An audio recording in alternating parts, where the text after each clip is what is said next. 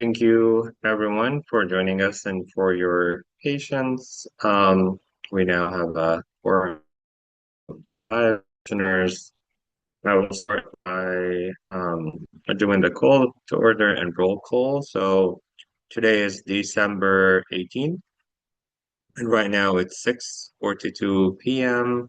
I will start by calling on commissioners to record their attendance. 6E01, Commissioner Present. Lada.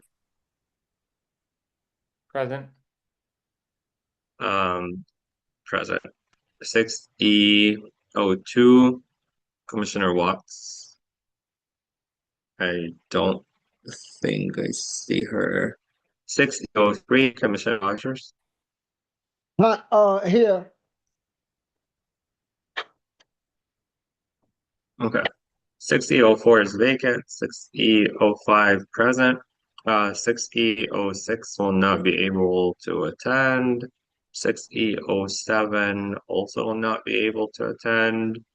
And then 6E08, Present. 6E09.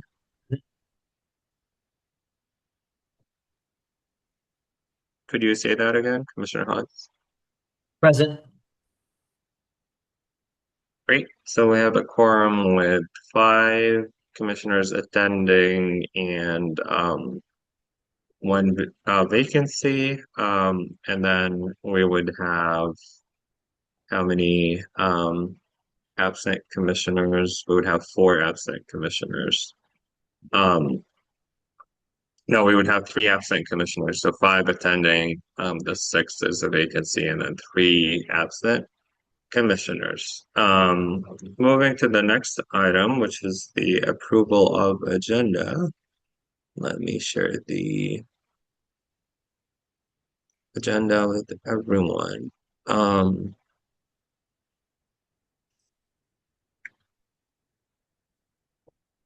so we started with the first item. We're on the second item. We will actually not have item three because the meeting minutes are not completed. We'll have the regular updates from Councilmember Allen's office, the mayor's office, public safety update. We have a couple of presentation. The first one from the DC Office of Planning on the rewrite of the comprehensive plan. Events DC have a presentation on parade. We do have a discussion on access to assistance for rising utility costs. Presentation from DDOT on proposed changes on the at the intersection of 7th Street, New York Avenue, and K Street. We'll have a quick vote on supporting a liquor license with APCA. There's a request for additional support for the proposed dog park by Commissioner Hans, and then we'll have the open forum and then adjourn for the next meeting. Commissioners, any comments, questions? Yes, Mr. Chairman. Go ahead, Commissioner Prince. Thank you. I note that on item number 10, it strikes me that there may be an error in the NOI number. This is not a very significant point, but that number looks like the number that we recently worked on at the last meeting, the 25265 TSED.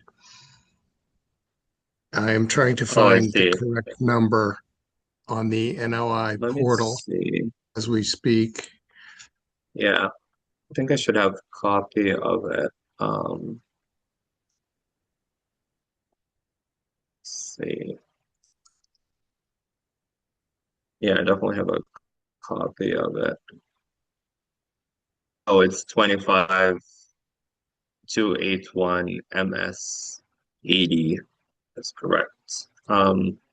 Yeah, thank you for flagging that. This is the correct NOI. Any other comments or questions? Okay. Um, so if not, I move to approve the agenda of ANC December 18th meeting. Anyone would like to second? I will second Second. that. Okay. Expired. Commissioner Prince first, Commissioner Abukalov moved, and Commissioner Prince seconded a motion to approve the agenda for the ANC 6E December 18th meeting. I'll be calling on you to vote. Commissioner Al, Aye. Commissioner Rogers,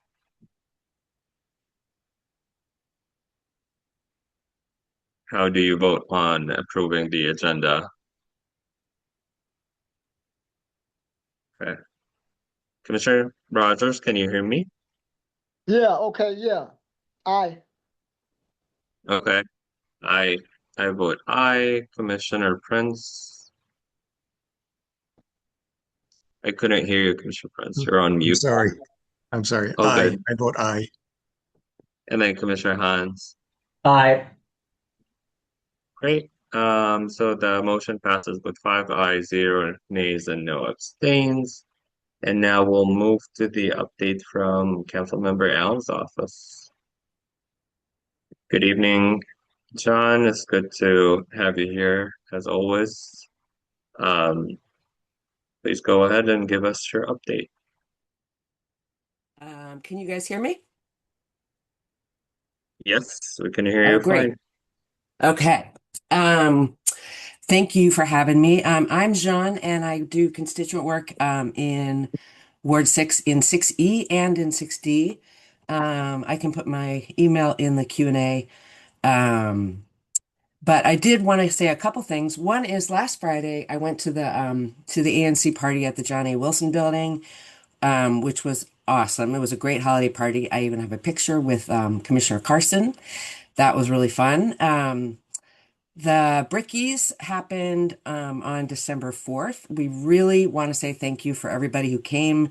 I really had, I think, a really fun time along with everybody else. We had at least 250 neighbors joining us.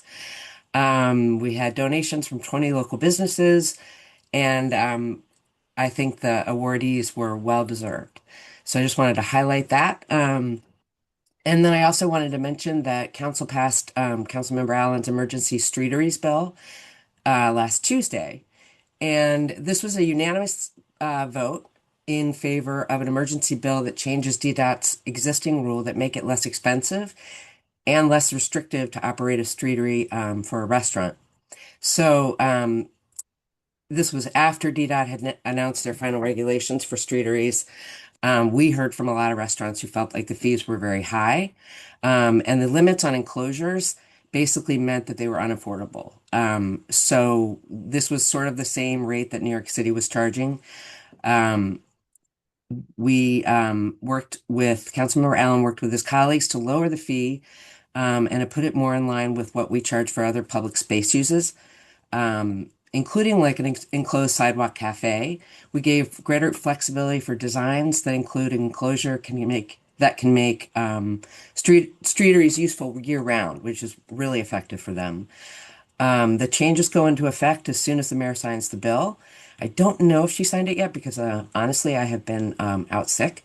Um, so I'm just letting you know that happened. And then council did extend the juvenile curfews with some limits.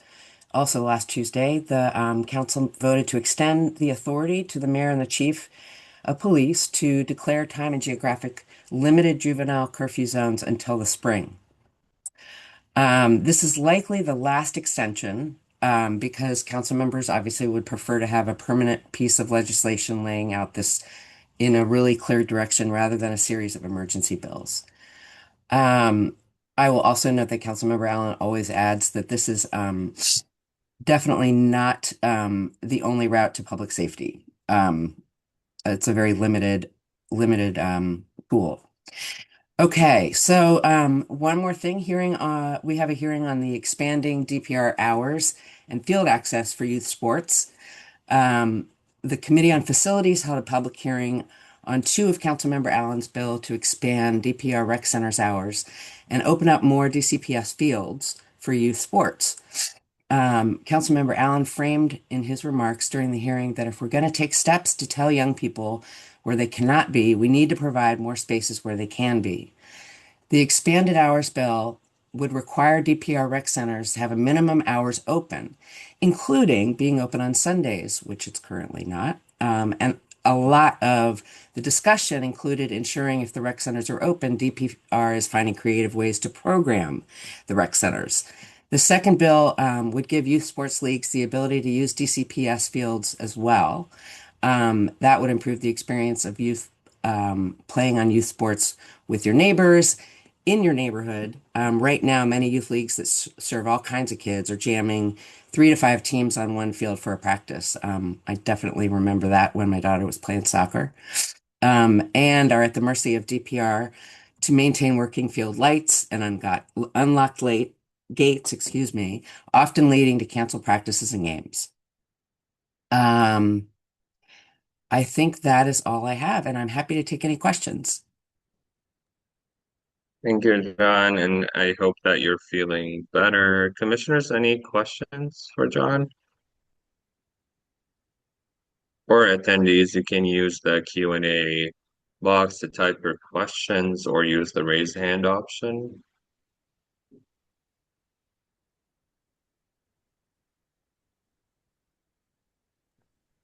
Um, this was a great update. Maybe as we wrapping up the Okay. year, let Commissioner us know it. Rogers, Oh, go ahead, Commissioner Rogers. this right here don't have nothing to do with what John was just speaking of. I want to find out, are we still going to remove those signs that's down there on K Street, First and K, around by the Savannah? I supposed to met with you, I believe, last week, and we didn't get a chance to do that. No, but I'm here. I'm waiting on you.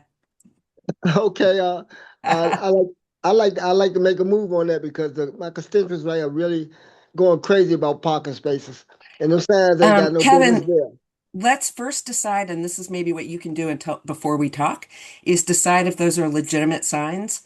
And you could do that by calling DDOT to see if there's a public space inspection that could happen. And that's pretty easy Okay, to do. Let's start with that. okay then. Great. I was going to ask if you can share maybe 1 to 3 top legislative or oversight items that will happen early next year. Something to keep an eye on from Charles Allen's office. So from our committee, I'm sure they are gathering a lot of things having to do with the bus lines for WMATA. In terms of the personal side, I know that DPW, we've had a lot of problems with that in terms of trash pickup, not necessarily parking, but trash and recycling pickup. And public litter cans has been a big topic. Utilities are huge. They don't come under quite the same oversight, but it's definitely top of mind. And certainly our bill, limiting the time in which a renter is apprised of when what their utilities will be and what they count for. That was a big issue for us this fall. I'm trying to think of other big top items. I can't think of any, but I'm happy to get an update for January for you and include that so that we can get your feedback. But also, always, if there are things that the ANC wants to come together or hearing from their neighbors that are big topics, I definitely want to know about them. And I definitely want you guys to personally let Councilmember Allen know yourselves as well, because I know he has a strong relationship with each of you. Great, thank you. Let's see, constituent with the raise hand option. B and H cluster. Go ahead Yes. and ask your question. Hi, can you hear me? I sure Yeah, we can. can hear you Yeah, fine. okay. I don't know if we're the only ones, but you, Mr. Chairman, are the only person we can see on our screen. It would be very nice to see the other commissioners. and the speakers. I don't know if there's a technical issue or, again, if we're the only ones, but I just wanted to point that out. And that's all I have to say. Thank you. Got it. Thank you for your comment. I don't think it's a technical issue. Um, I know my camera's on. oh, maybe because we only have, um, oh, I think sometimes it could be actually, I will take this back. Sometimes it's a technical issue when we only give the guest speaker permission to talk versus promote as panelists. So that's something that I should do. I think because we only gave you the permission to talk and not be rejoining as a panelist, that was done. Apologies, that's on that's my bad. Um, okay. Last call for questions or comments for John. Okay. Thank you so much, John. Happy holidays, and hopefully you'll continue to feel better, and we'll talk to you in 2026. Thank you guys. I already feel better because I got my holiday miracle. My daughter got her visa to come home for Christmas.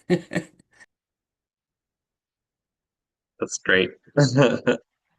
Happy holidays. Now, moving to the update from the mayor's office.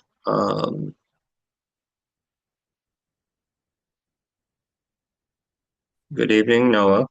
Howdy, everybody. Thank you, Commission 6E. Always great to see everybody. My name is Noah Bryce Glasgow. I am Mayor Bowser's Ward 6 manager in her Office of Community Relations and Services. That's just a fancy way of saying I'm her eyes and ears in Ward 6 and the entry point for DC residents to navigate their government. I just have a few updates to share from the mayor's office this evening to you all, and happy to take questions at the end. I'm sure you're all aware, but about 3 or 4 weeks ago, Mayor Bowser announced that her term is going to be ending on January 2nd, 2027.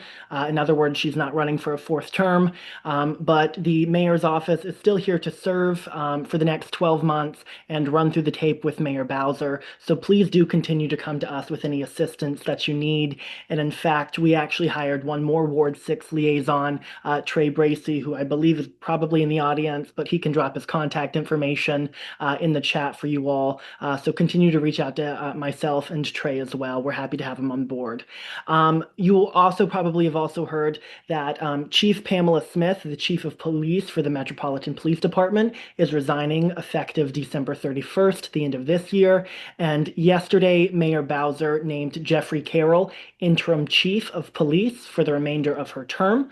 And so if you don't know who Jeffrey Carroll is, he currently serves as the executive assistant chief of police of specialized operations at MPD. That's a huge title. And what it means is that he manages the day-to-day operations of the department. He's been serving in MPD as a rank and file officer all the way up to now the executive assistant chief since 2002. So to put that into perspective, literally as long as I have been alive. In prior roles, he's also overseen Homeland Security and intelligence operations, including mobilizing MPD forces to respond to the January 6th insurrection at the Capitol. So he's done a lot of great work, and Mayor Bowser's very excited to have him run through the table. And continue strengthening our public safety ecosystem. Now, the other updates that I have to do with some really good news, exciting news about public education here in the district. So Mayor Bowser and our Office of the State Superintendent of Education, OSSE, which is our State Department of Education, has released the school year 2024 to 2025 DC School Report Card. And what this school report card is the district's one-stop shop for data about public schools in the district. And so that's going to be at schoolreportcard.dc.gov, where you can find everything. Like, for example, in 6E, you can look up Walker Jones Education Campus and see the breakdown of the school, ELA proficiency, math proficiency, who the principal is, the size of the school, etc. And what the school report card also shows, exciting news, is that the district has reached the highest ever public graduation rate at 78.7%. in the previous school year. Obviously, we want that to be 100%, and we're not going to stop working until it is 100%. But since school year 2010 to 2011, the four-year graduation rate has actually increased by more than 18 percentage points, which is great news. Since Mayor Bowser took office in 2015, in fact, the DCPS budget has doubled in size. From fiscal 15 to fiscal 25, and it has become the largest portion of our operating budget. So every year, people say we need to fund our schools, fund our teachers. We do. It's the most funded agency in the DC government, which we're very excited about. The other piece of education updates that I have is the DC School Lottery application that is currently live and active for school year 26-27. So families can pick up to 12 schools to apply for if they choose to send their kids somewhere other than their neighborhood school, which they do have a right to attend if they choose to attend the inbound neighborhood school.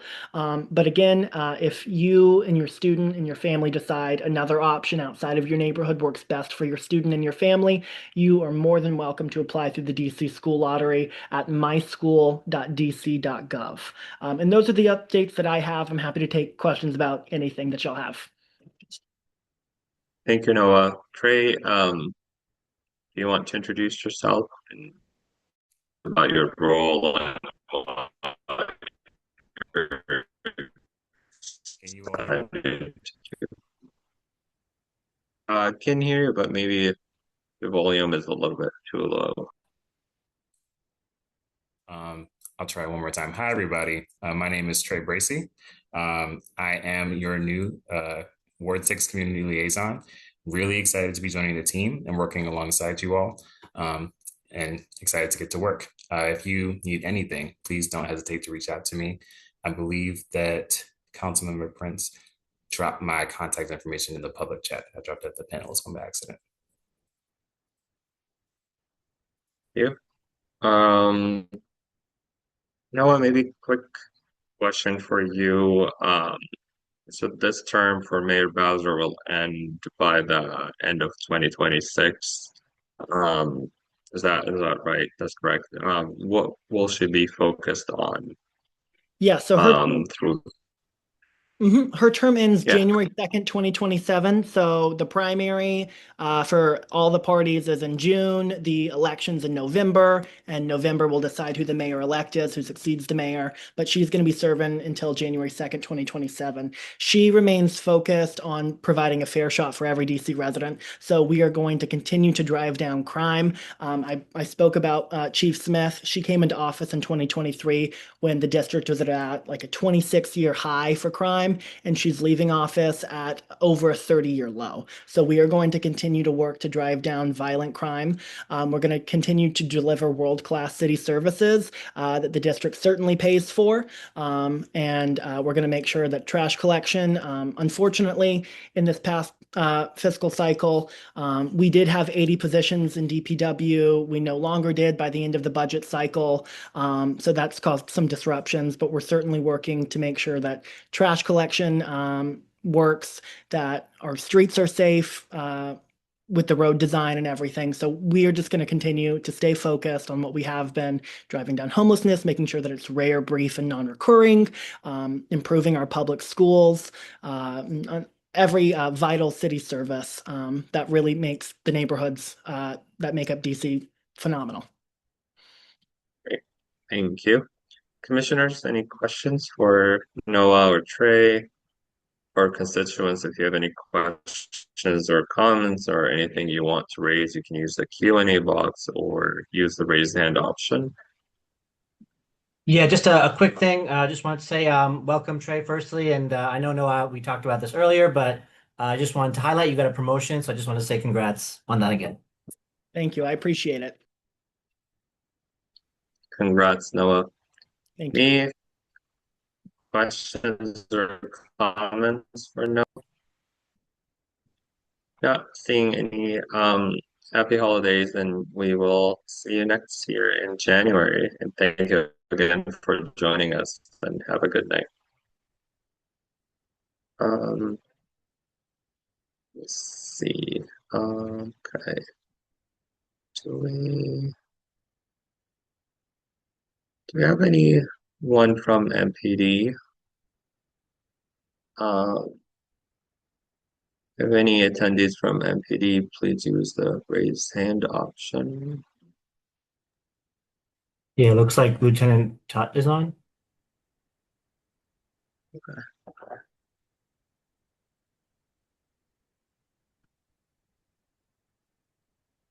Good evening, Lieutenant. Good evening. Can you guys hear me?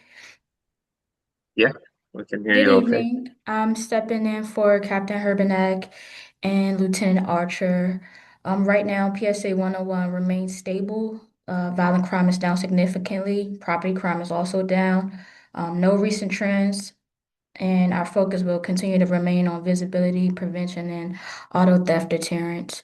We still have the holiday market going on until December 23rd, and we haven't had any issues there. SOD has been providing overtime details to ensure that no crimes are taking place at the holiday market. So if you guys have any questions for me, I'll be willing to answer any of those. Any questions for MPD commissioners or constituents?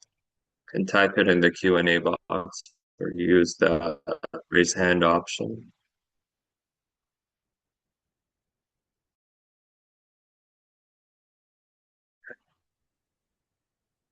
I don't see any question. Quick questions if you can answer it, and it's too early. That's okay. We can chat next year. Any foreseen changes under the new FPD leadership? Any changes regarding vision, goals, or anything like that, or is it too early to discuss?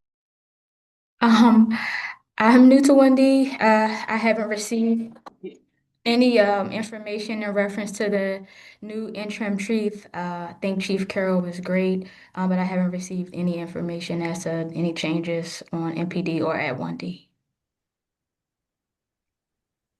Well, thank you again. I don't see any. Let's do last call for questions or comments for MPD. Okay, I don't see any. Thank you again for joining us and happy holidays. Happy holidays. Yeah.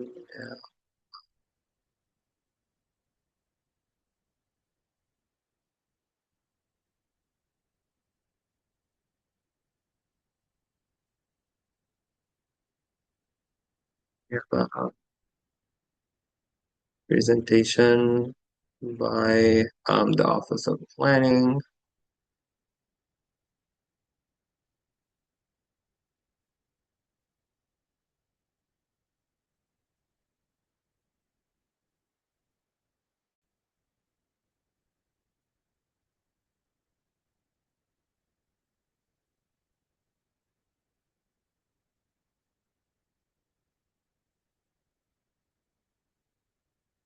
Good evening, Diamond. We have your slides up. Feel free to introduce yourself and then just say next slide or next, and I will go through the slides for you. Absolutely. And thank you so much for inviting the Office of Planning to present to you all tonight. We're very excited to be here and share more about the comprehensive plan with you. My name is Diamond Thompson. I am a community planner at the Office of Planning, and I'm actually ready for the next slide.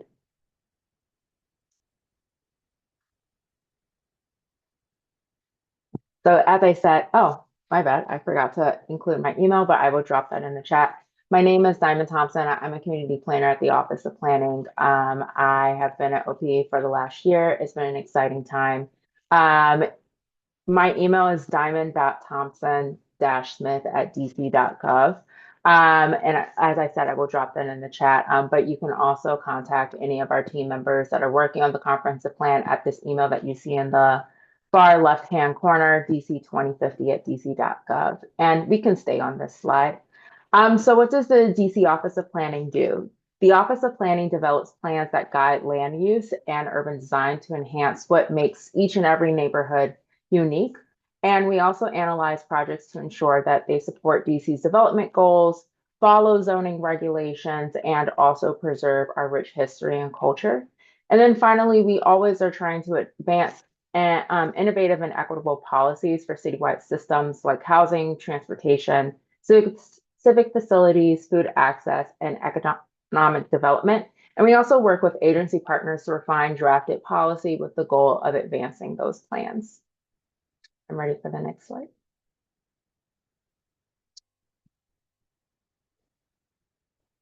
So in March, this one. In March of 2025, so just this year, we launched DC 2050, which is the district's next comprehensive plan. So what is a comprehensive plan? A comprehensive plan is essentially a document that outlines a community or a city's long-range vision for growth and development.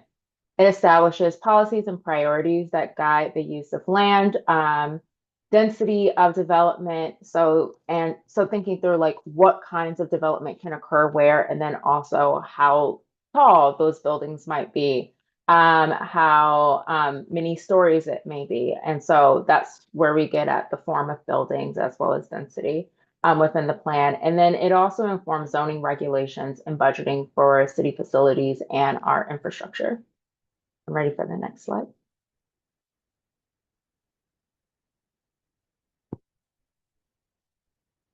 Oh, just one before a couple, this one.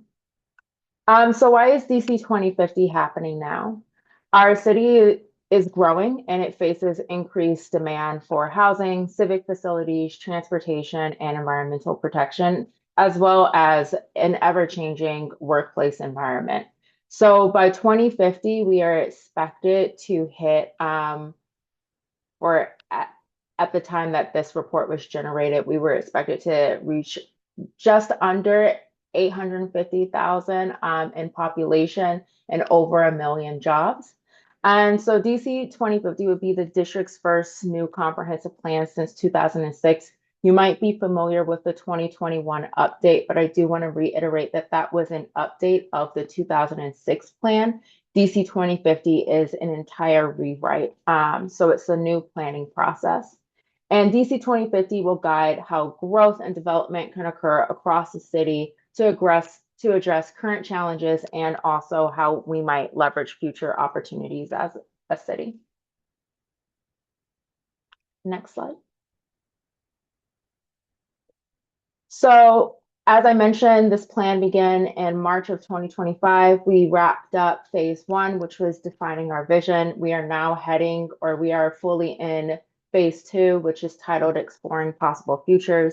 During this phase, we will be presenting our citywide growth scenarios, and we are currently in the process of gaining resident input on how and where they think the district should grow. Once those growth scenarios are presented later on this upcoming year, you will also have an opportunity to provide feedback on those opportunities. And following Exploring Possible Futures, then we'll head into phase three, which is titled Crafting or Create the Plan. And that is where we will introduce and collect public feedback on the draft DC 2050 plan. And then we'll head into the legislative approval process. And so the comprehensive plan will be sent to DC Council and CPC and the US Congress for consideration of approval. And if it is approved, and then we will enter into the implementation plan phase, which is titled Make DC 2050 a Reality. The next slide.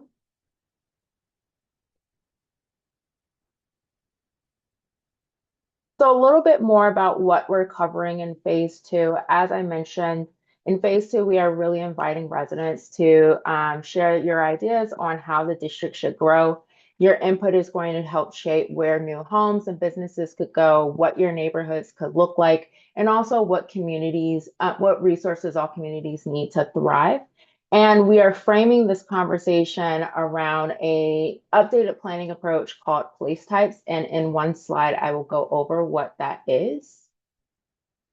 So the next slide.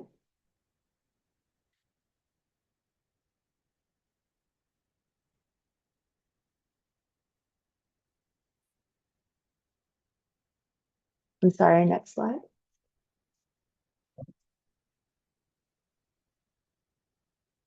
Just one before.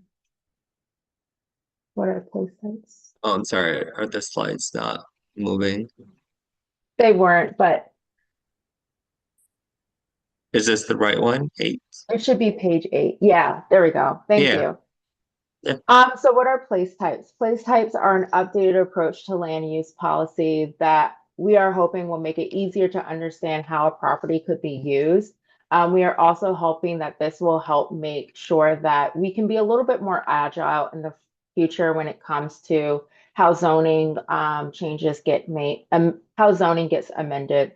So each place type will include policy guidance for a range of topics, including the use, building forms, street connectivity, and public spaces. And the policies around place types will also be context specific. I do want to underscore that it's not just going to be blanket policies for every single kinds of place types, but they will go into the nuances of each community's needs. And then on to the next slide, page 9.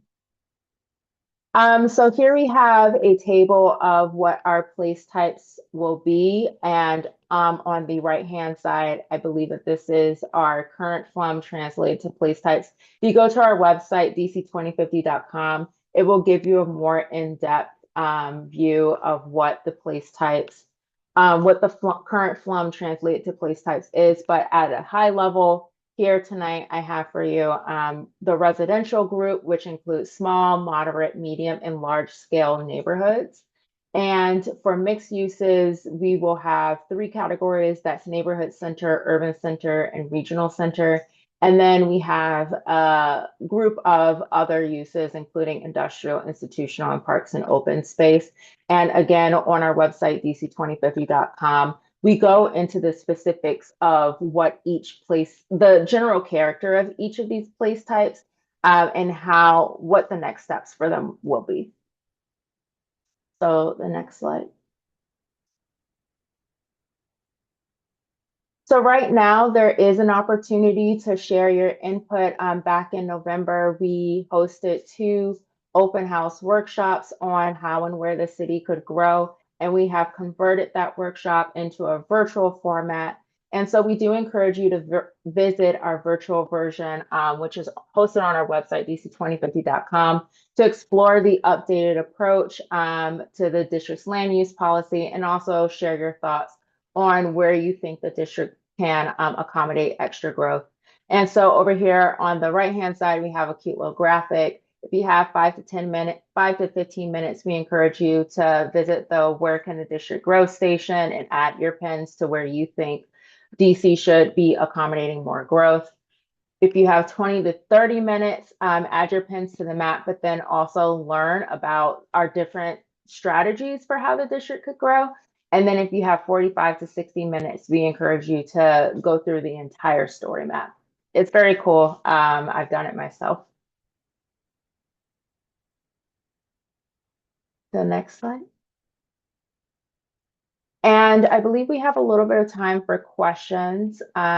So please feel free to drop anything in the chat. Over on the left-hand side, I do have a QR code to sign up for our newsletter, and we just actually sent one out today.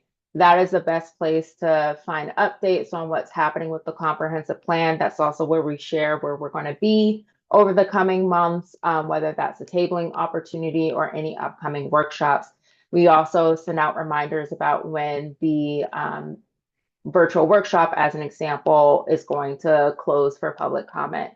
If you have any additional questions after today, please do feel free to email us at dc2050@dc.gov or visit our website, dc2050.com, for additional information. And that concludes my presentation. Thank you so much. I have one clarifying question. So in the plan, there's like an overall vision for growth, but then like each site would have its own underlying requirements about like building heights, any other zoning requirements like parking requirements, or is all of that set in the comprehensive plan? So Can you slightly reframe the question for me? I'm sorry. Yeah. So I see like, like larger areas like highlighted with certain colors that indicates this is mixed use, this is residential, Mhm. um, and like with some indication about growth. But then like the individual parcels within these areas, they would have, more detailed set of requirements for parking, height caps, all of that.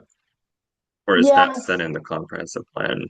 So that level of detail probably will not be in the comprehensive plan, but I would encourage you to stay up to date on just like what we're doing in terms of place-based planning efforts, because that is where more of those nuances would likely come to the surface. Commissioners, any questions? Go ahead, Commissioner Prince. Thank you. Um, my little understanding of the 2050 comprehensive plan is that it is mainly concerned with zoning. And I wonder if you could talk a little bit about the intersection of zoning with transportation planning.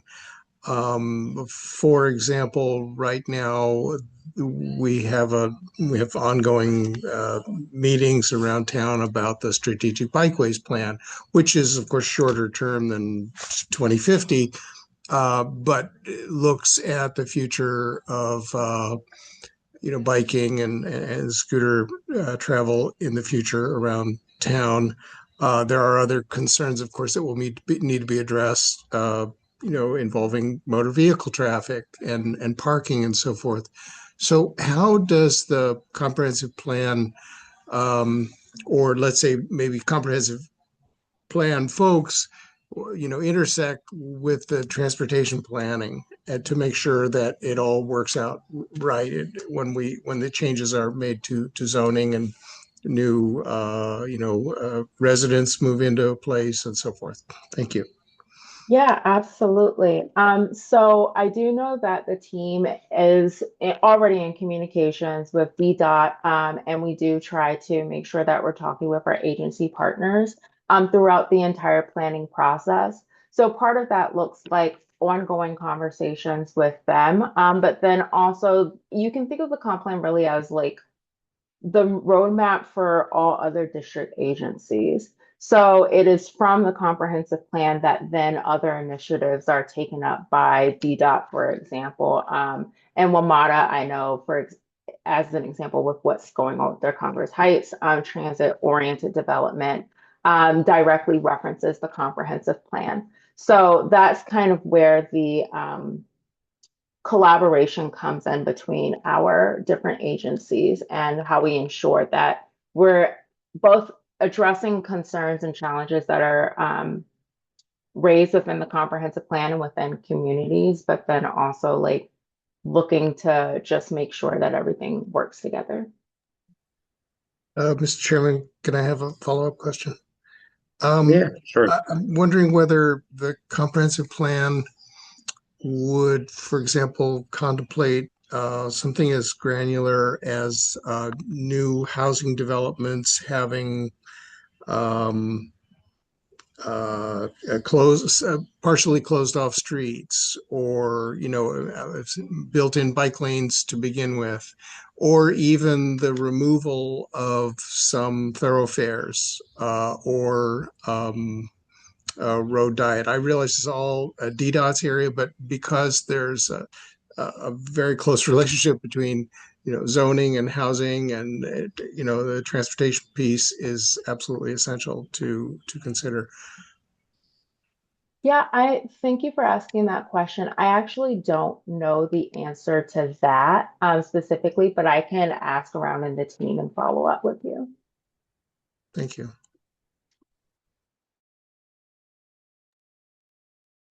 Yeah, I think also like part of the challenge is not that we are not, encouraged or can chime in on any issues that impact the district, but like understanding maybe the potential impact on ANC 6E, like the boundary may be too small for the maps that we're looking at, but maybe that's something that we can explore with other ANC commissions in Ward 6 if we can have um, some form of a workshop where like we can, more easily digest like what is the projected future growth impact and then chime in.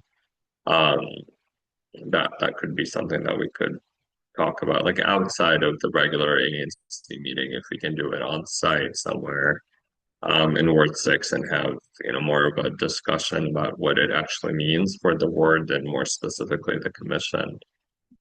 So if that's possible with the Office of Planning, that's something that I could follow up on next year after the holidays. Absolutely. Commissioners or constituents, any questions or comments? Yeah, I just have one question. In terms of funding for this, would this be something, whenever the ideas are being executed, would the funding come from the normal DC budget, or would this be like a separate budget that would be used? I believe it's the DC budget. Okay. Right. There's a question in chat about if you could talk about the neighborhood small area plan, the values that are defined in it, and how that fits with the broader 2050 comprehensive plan. Yeah, so we will have more to share on that in the months to come about small area plans specifically. What I can share with you is that the Office of Planning, within all of our planning efforts, so for example, the Congress Heights small area plan that was released just a couple of years ago, we do seek to align any recommendations that are within our place-based planning strategies with the policies that are outlined in the comprehensive plan.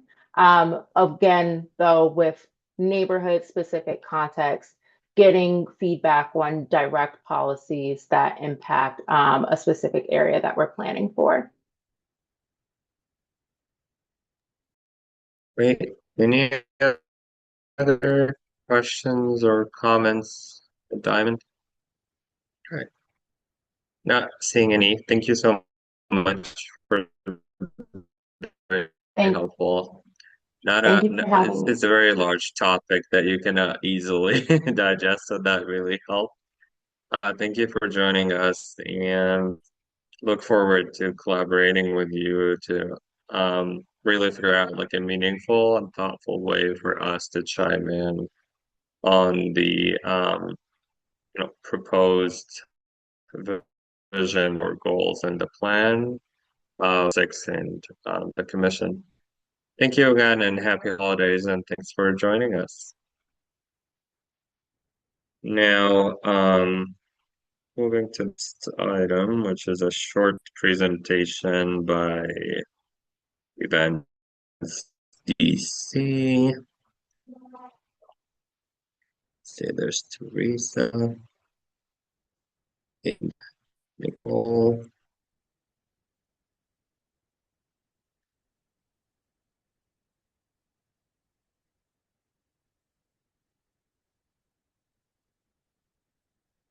Evening, and thank you for joining us. Good evening. Thank you for having us. We're really excited to share about the Crew of Pyros parade that we are working on presenting in January. The event will be held on Saturday, January 31st, rolling at 10 a.m. And it starts at Chinatown Park at 5th and I. That's where we're proposing to assemble all of our parade parts and process through Gallery Place. I want to first step back and just say Events DC, we are the Convention and Sports Authority for the district. We own and operate the Convention Center, the Care First Arena, and a few other venues are in our portfolio, as well as we present signature events around the city. And Crew of Pyros, we also have JC Walker. He should be in as an attendee, or Cuba Walker, representing the Crew of Pyros. And if they're able to come in, I would let him talk about who Crew of Yeah. Pyros is. But from our perspective, Crew of Pyros is one of the event partners that Events DC has, and they have for the last 10 years hosted a Mardi Gras ball right here in DC. And this is their 10th anniversary, and we've partnered with them. The ball will be on the evening of January 31st at the convention center. But I will let JC speak a little bit about who they are. JC,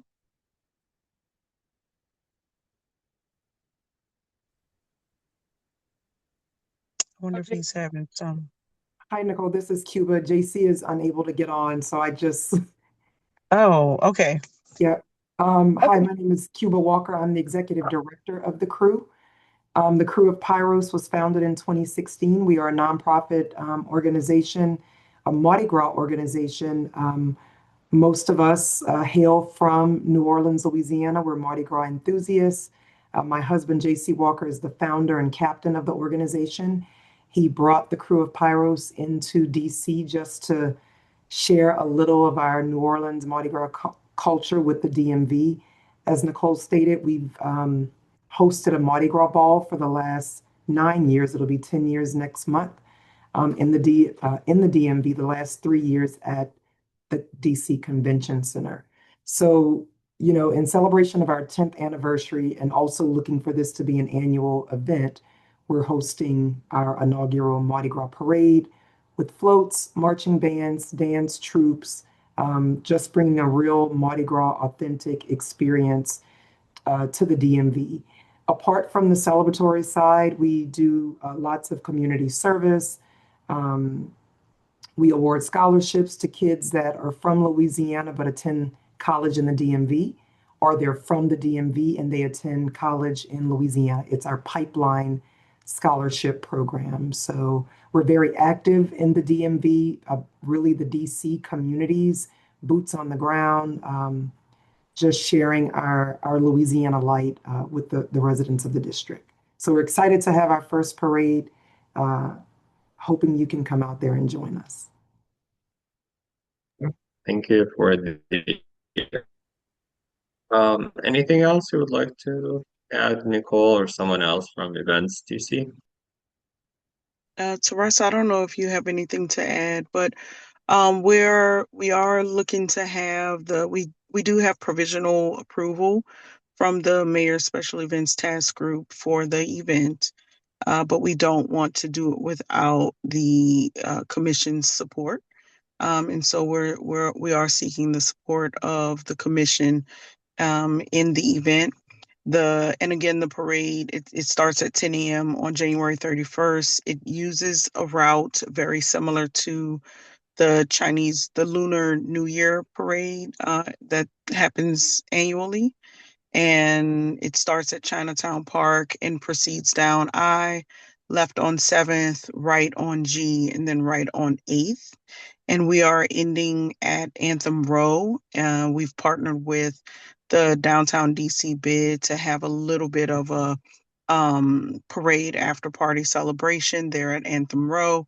And, our goal is to really, like Cuba said, to create um, this authentic New Orleans experience in the district. But obviously, as Events DC, we want to bring people downtown, bring people out at a time of the year when um, there's not a whole lot going on all the time, usually in January. And so we're really excited to present this event. And as she said, to make it an annual, fun time for all of the community, all of the city, everybody to come out and enjoy.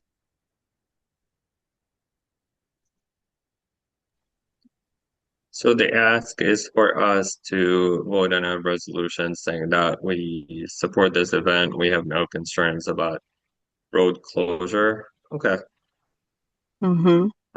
Um, Looking at Commissioner Prince, our unofficial transportation expert, do you have any questions or I any I concerns? I do, but it's a minor matter. I just wonder what happens in the case of inclement weather with the parade. Do you move to an indoor location for a kind of a concert in place or march in place or what? Because late January, who knows what weather?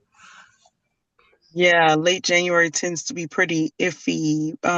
We are really keeping our energy focused on the fact that for the last 10 years, the ball weekend has been amazing weather. So we are really keeping our hopes up, but I do think that in the event that there is snow, we cancel Hmm. What day of the week is that? Saturday. Oh, yeah. Okay. So, well, I don't have any transportation specific concerns about the parade route. Okay.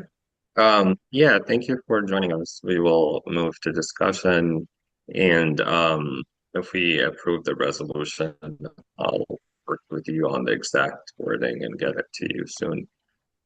Okay. Um, Thank you. well, before we do that, I would just want to check constituents. Do you have any questions? Can you use the Q&A box or use the raise hand option?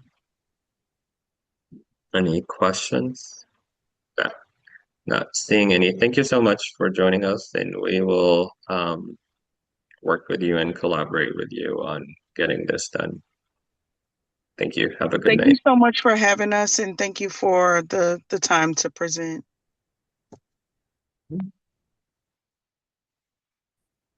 Thank you.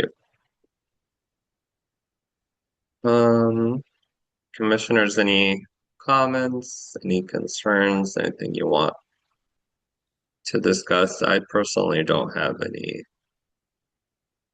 None from me. issues or concerns. Okay. Either. Um, Anyone would like to make a motion? Um, or I can try. Uh, let's see. It is so it's pronounced Freeway of Pyros. True. True. Crew of Pyros second line parade. Okay. So I move to make a motion that ANC 6E uh, votes on a resolution that expresses our support for the Crew of Pyros second line parade and that we don't have any concerns about any road closures. Anyone would like to second?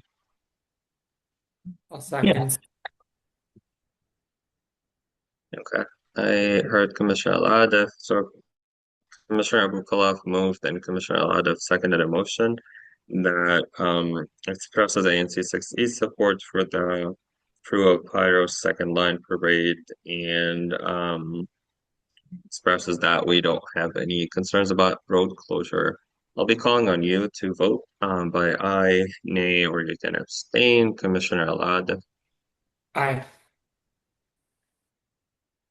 Commissioner Rogers. I would say aye, and I don't see myself on the screen. Oh, you said aye. Okay. Commissioner I, and then Commissioner Prince, Aye. Commissioner Hans. Aye. Okay, so the resolution moves with 5 ayes, 0 nays, and no abstain. And just to make sure that I captured that correctly, Commissioner Rogers, you voted aye, right? Yes, I did. I also said that I don't see myself on the screen. Oh, so you would have to accept,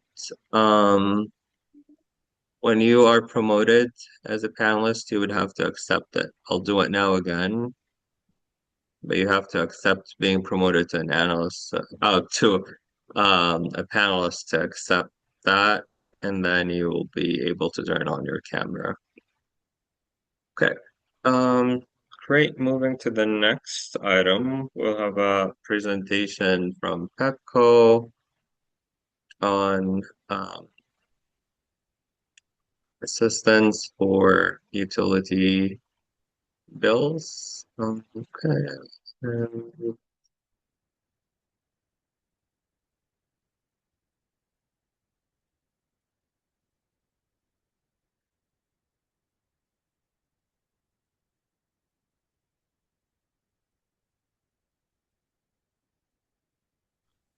Good evening. Thank you for joining us.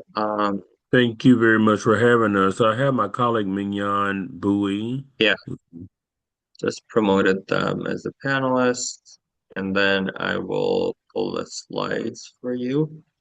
Let me see. Okay. And just let me know when you want me to move to the next slide.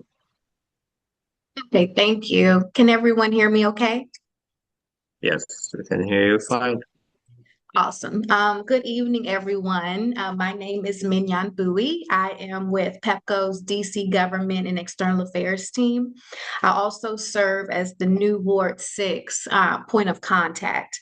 So Travorce and myself, we're here to discuss recent bill increases and also talk about some different tips and ways to utilize customer support for resources available for any bill needs. I'll also place my email in the chat for any future Ward 6 related questions and follow-ups after the presentation. But with that said, I'll go ahead and turn it over to Travorce to begin the presentation. Thank you. No, thank you very much, Mignon, and thank you to the commission for giving us an opportunity to come and speak to you today about bill and bill impacts. I know we've been to the ANC a few times talking about the Mount Vernon substation and Capital Grid project. I'm happy to come back and follow up with you all as well today. And if you go to the next slide, I know that there was a few questions around bill increases and just wanted to level set the conversation first and foremost to kind of make sure that folks are aware of some of the major factors that can impact your bill. Obviously, the biggest thing is your usage, how much you actually use is the biggest contributing factor to your bill increase. And obviously, we've had a lot of severe weather impacts as global warming has become more intense and our weather patterns have become more intense during the winters and summer months. People tend to use more energy to heat and cool their home during these times. So that has been a major contributing factor as well. And one of the things that we know for customers is economic factors. So, when there's a recession, or in our case in DC, there are a lot of individuals that have been impacted by the reduction in force by the federal government. Those economic factors can put pressure on customers to make tough decisions on, whether to pay their electric bill or if there's rising food costs or things like that. So I know affordability is something that's top of mind that impacts customers' ability to pay. But what a lot of folks have been seeing is energy security challenges that have severely increased the supply side of the bill. And if you go to the next slide, I'm going to try to break down. If you go to that next slide, please. On your bill, it is divided up into several parts. So one of the biggest parts is it shows you how much you're actually using. So your usage, it shows you the amount of energy that you're using. And then on your bill, it's broken down into two parts and how your bill. The first part is the delivery charge, and that is the fee that Pepco charges a customer to bring power to your home. So when you think about the Mount Vernon substation that was newly built, that was built because we needed more capacity in the area, and that substation steps down power and pushes it out to customers' homes, and we charge a fee for that because we're delivering a service on our infrastructure. But the supply side of your bill is a pass-through cost, and that is the amount of money that we or a fee that we charge to actually go out and procure the energy that you need, because we don't generate any electricity. We actually go out and buy it on the wholesale market, and then we pass it down to consumers. And the supply charges and costs have been the biggest increase on people's bills, and that's where you're seeing that sharp increase. And if you go to the next slide, this is because of security challenges. If you go and you go to the next slide, we've had an imbalance on the availability of the supply, and then an increase on demand for energy. So we are part of PEPCO, is a part of what is called the PJM interconnection region, and it's about 13 states, including the District of Columbia. And this PJM interconnection organization basically manages the flow of power between the 13 states that are in this particular region. So they make sure that all of the electric companies within these 13 states have enough power on the hottest days and the coldest winters.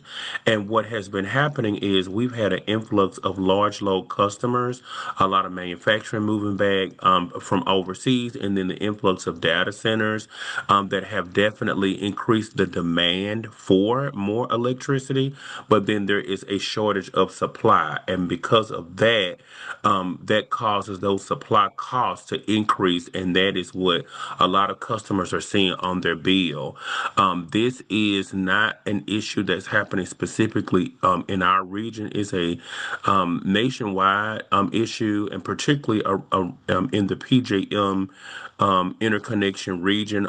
These 13 states that are within this particular area have been severely impacted because a lot of data centers have come into those areas. So in the Washington, D.C. area, we have in Northern Virginia 300 data centers alone, and there are more coming to Maryland. And so that is really why folks are really seeing these large increases, particularly in the summer and winter months when people tend to use electricity the most. And I can pause there and keep going or keep going.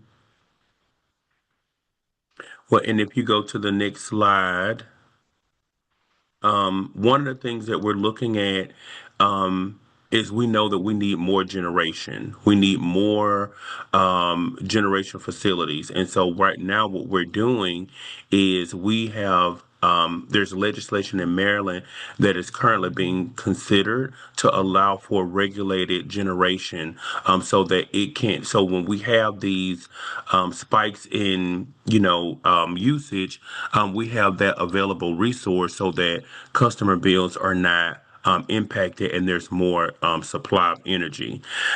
Just in the summer alone, just to give you just the level set, a lot of customers started to see increases on their bills as a result of, the scarce energy security issue. And so folks pretty much saw an increase of $17 on average starting in the summertime.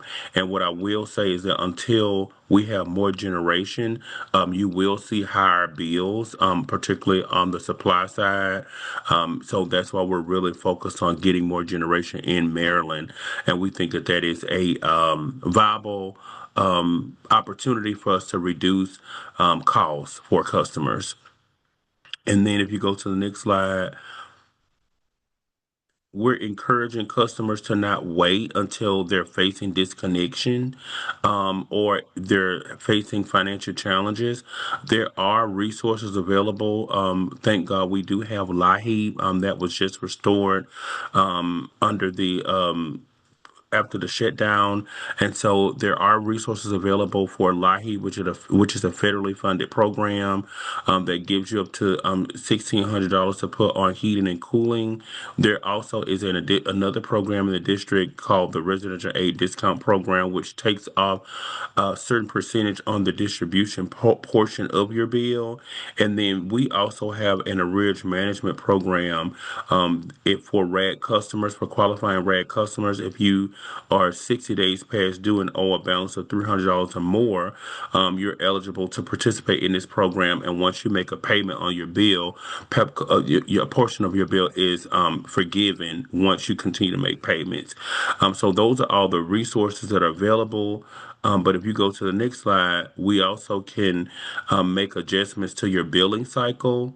If you go to that next slide, please. We do have budget billing, which does help. And what this does is you call in and you say that you want to be placed on this budget billing, and your bill is pretty much the same amount each month. You know how much your bill is going to be. And they do encourage you, if you go over that set amount, to make payments towards that because you can go over that set amount if you're using more. We also can make payment arrangements for you, extend your payment date.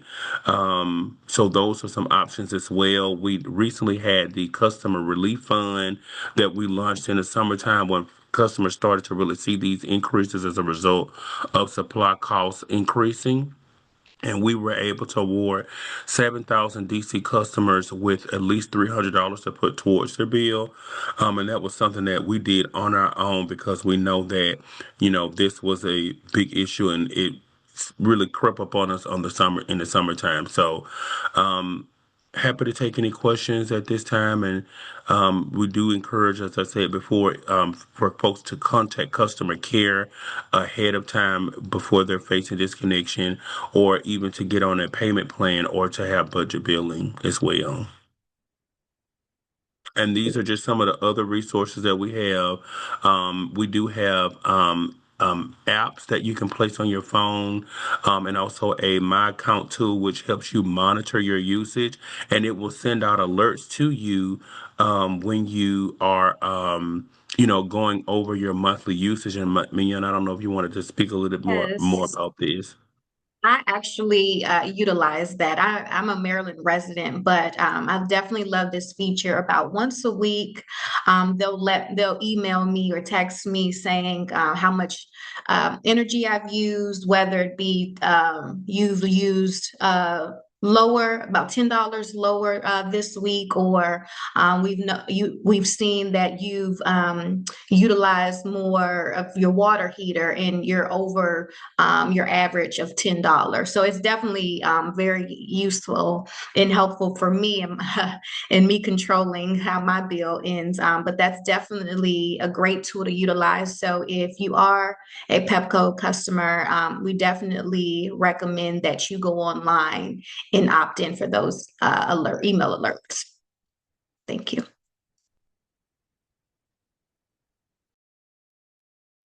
You would like to highlight from the last couple of slides, or are you good? Yeah, no, that's it. Just that's our customer service number. Please give us a call.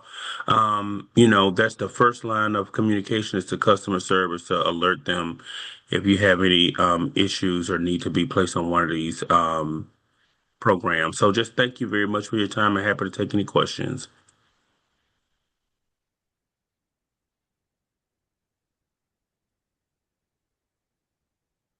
Yeah, thank you for this presentation. This is very helpful.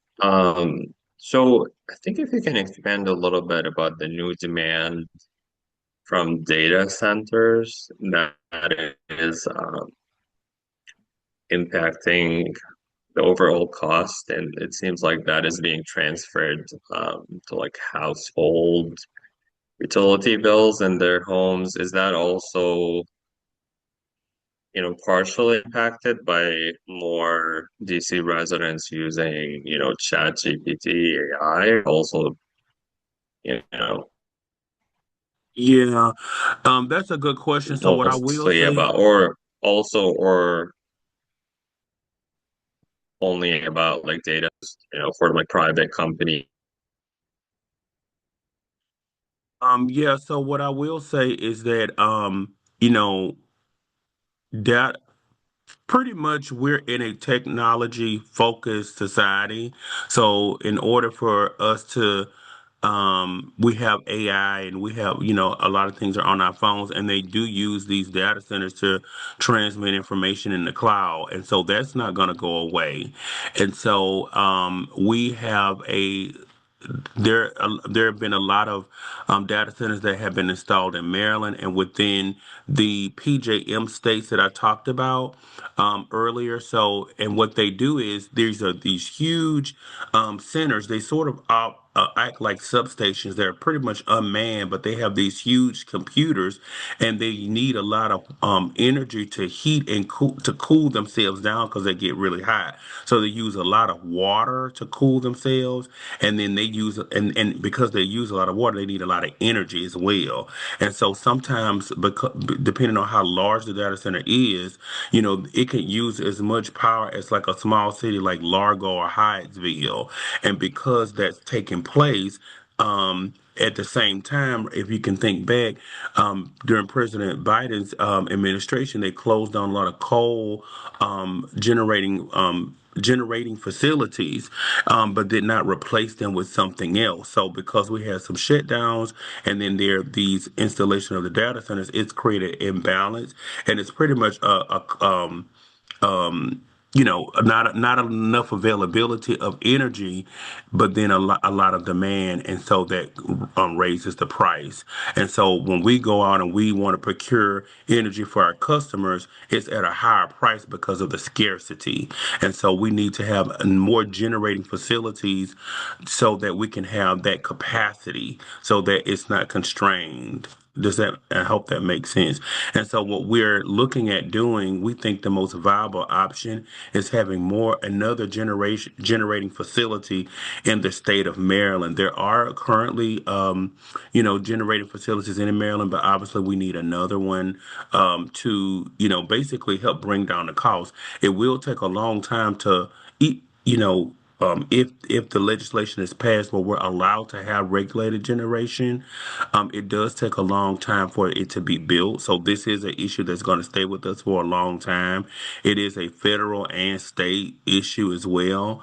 So I know you've been hearing a lot in the news about this issue. So there is a lot of purview that states have that the federal government has to give us authority to build, obviously, transmission lines, that we need to build those to facilitate the, construction of a generation facility, and then also need state approval and things like that. Yeah, that was my question, I guess, and I know it's not as simple as it is otherwise. Someone else would have fixed it, but are there discussions, or maybe my question is, if this is already happening, that there could be a method for charging those data centers and businesses a higher fee for using, um, Yes, they, power yes. versus residential families and house renters and homeowners. I would say that everything is on the table. I know that in certain states they're looking at a specific rate class for data centers to charge them more. Obviously, they're in a different rate class, but everything is on the table. But the main thing right now, what we're focused on, is having more generation. How do we do that? Because we know that is that's what is needed, is more generation. There's a imbalance of, increase in supply, not enough, increase in demand, not enough supply. So we need more supply. And so that's what we're focused on. And there is legislation that's there in Maryland that is on the table. And we're hoping that we're successful with that so that we can actually have regulated generation. Yeah. Commissioners, any questions or comments? Go ahead, Commissioner. Thank you. Thank you for that presentation. I have two questions. Um, the first concerns the larger area. Was it PJR, PJM, I'm sorry, JM, PJM PJM interconnection, with 13 states, and I'm going to guess that it probably includes Pennsylvania, maybe. Yes, and the reason I raised that is I just did a quick search while we were chatting here about cryptocurrency, and apparently Pennsylvania is a pole of cryptocurrency mining, which is a large draw on electricity. And however, it's, you know, energy pricing in Pennsylvania is probably, you know, out of our reach, and yet it contributes to the higher prices here, along with the data centers and so forth. Is there, you know, is that being addressed at a regional level to try to mitigate the price increases that are being caused by those heavy draws? And, you know, do they have higher prices? Do they, yeah, I guess they will run around the clock, so we can't say just run at night. That's sort of the first question. And the second is, could you just kind of give us a quick refresher on how energy prices are set and regulated? Who's in charge? There must be a regulatory commission, and that has to vet all of this and green light it. So can you talk a little bit yes. about those large draws? And also I would just mention in passing that EV usage is, I don't want to, you know, I would hate to have EVs be made the bad guy. Recognize, of course, they are a draw, but there are important environmental benefits to that. The thing about manufacturing returning, that strikes me as I'd like to know more also. Not that I'm calling you to present that, but that is news to me. Okay. And when I talk about manufacturing, you know, it's more in other states, so like Ohio, Indiana, but they're part of that PJM interconnection. So basically, just for um, to answer your question, the PJM interconnection is it's a regional transmission organization, and there are several within the United States, depending on what region you're in. And we happen to be within 13 states, 65 million customers. And what this organization does is they manage the flow of power between all the utilities within those 13 states, and they make sure that you know there's enough energy for all of the customers within their states during the hottest days and coldest winters, right? And so what happens is, you know, when you have an influx of large loads, like data centers, and then you talk about EVs, it's a good point because they do draw energy. Any type of installation to the system that draws energy, you know, is somewhat you know, particularly EVs is a contributor, but really the data centers are the largest. Within the PJM region, there's so many data centers that have opened that are currently operating, and they operate all the time. They never close down, and they're currently being installed. And that is drawing a lot of power.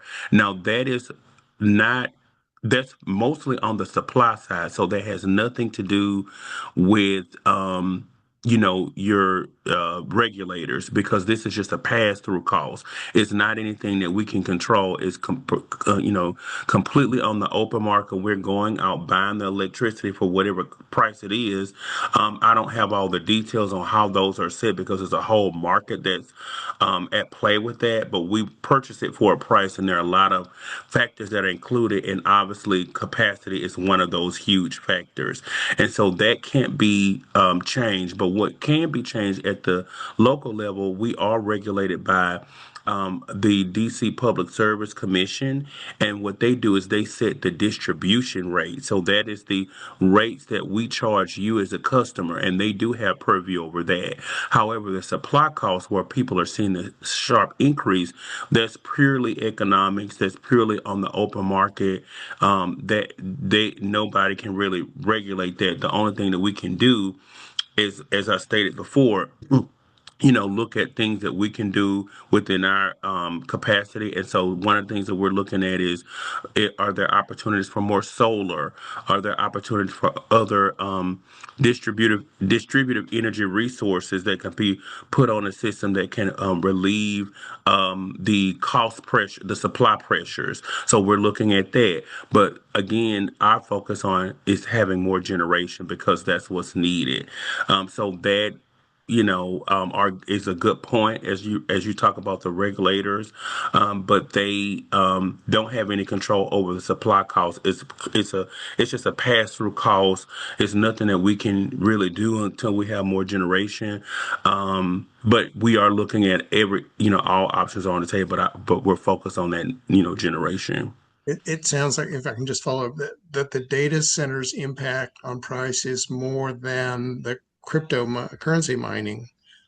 Is Well, that a I'm not fair going to or say I'm not an expert in yeah? crypto mining, but obviously, that is, you know, a contributing factor because, like you said, they require a lot of energy as well. But it's really the large influx of data. I mean, they're huge, and they use a lot of power. I mean, there are 300 in Northern Virginia alone. A lot of them in Maryland, all over, and so. Yes, that's Thank you. why you're seeing these supply costs increase sharply. Thank you. Commissioners, constituents, any questions, comments? You can use the Q&A box to type in your question or use the raise hand option. There was a question about whether there's a one pager with listed resources for support with utility costs that we could share with constituents. Yes, there is a one pager on this. I can share it with you. Hold on one second. I'll make sure to email it. I mean, I could. We'll, Again, we'll make I sure. I'll follow up, Commissioner, and Yeah, I'll email it along with the presentation. yeah, sounds good. And we can include it in the newsletter that we send next month. Yes, I'll make sure to send over that fact sheet. Great. Last call for questions or comments for Pepco. Yeah. Thank you again for joining us. This was very helpful, and I personally found the discussion very helpful and useful to understand what's going on. And yeah, if you can send us that one pager and then we can share it with everyone so they can get access to the resources. Thank you again for joining us and happy holidays. No, thank you very Thank much. you. Thank you for inviting us. Thank you.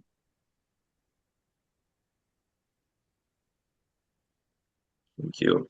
Okay, moving to the next item. Okay.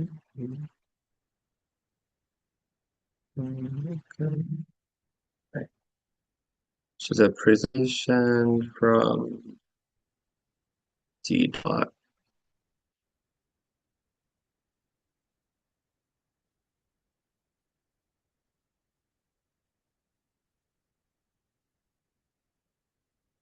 Good evening and thank you for joining us.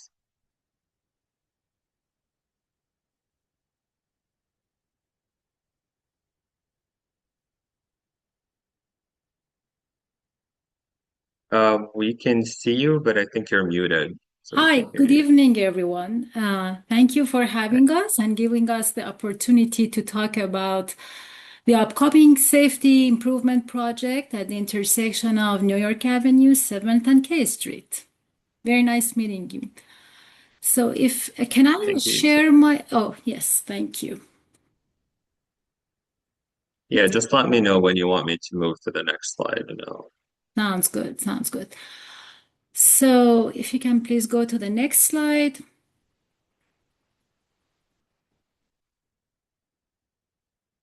Next slide, please. Can you see it, or Yes, yes. is it still stuck? So yeah. Yeah, thanks again for giving us the opportunity to talk to you about the upcoming safety improvement project at this intersection. We issued the NOI on December 10th, and we have received several comments, and we appreciate all of them. We have gone through all the comments that we have received so far, and we're gonna go over all the safety improvements later in the presentation. Let us first talk about this project and the scope of this project. If you can please go to the next slide.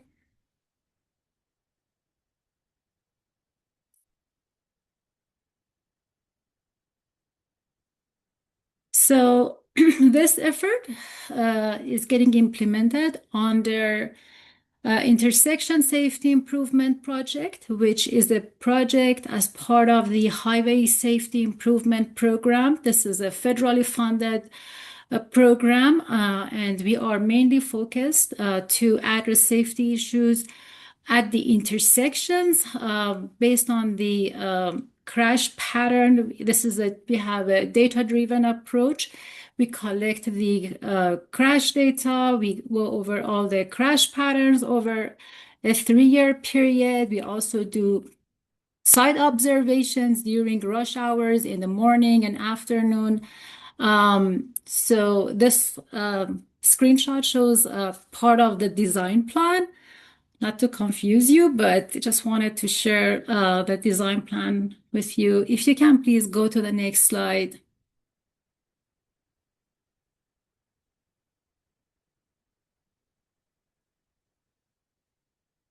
So ISIP, or Intersection Safety Improvement Projects, as I said, they are federally funded projects. They are meant to be quick built, low cost, and high impact. And we have a toolbox of the safety countermeasures, including the programmatic improvements like retroreflective backplates to avoid the rear end crashes, no turn on red to avoid the right turn crashes. Traffic signal phasing improvements.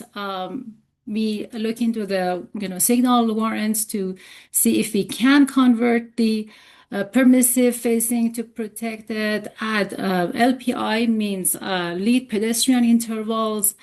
If the signal head is visible, if left turn traffic calming is needed. We also look at the pedestrian ramps to make sure that they comply with ADA and PROAG guidelines.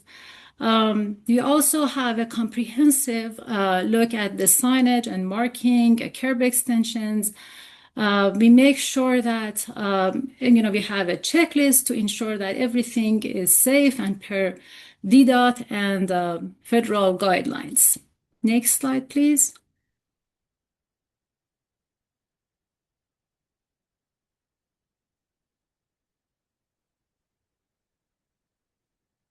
So this is a crash diagram that we developed just specific to this intersection. And as you see, we have symbols indicating the crash type, severity. And here, as you see, we have a pattern of the rear end crashes and side swipes and a couple of the angle crashes, which they are categorized as one of the most dangerous crash types. So what we do is that we identify the areas of concern based on the crash data, and we try to address them, all the safety challenges that we try to address them. If you can please go to the next slide.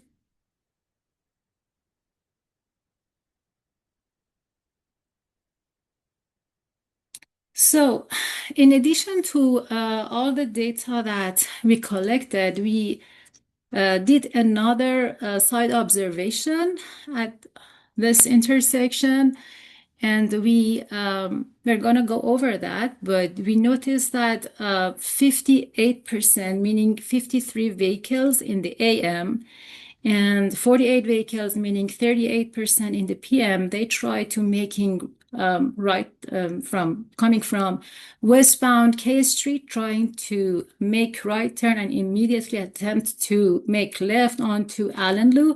That was another thing that we noticed. It's adversely impacting the operation of this intersection, and that is why we are going to go over that. We are trying to separate the left turns on the northbound to discourage the traffic to make this maneuver.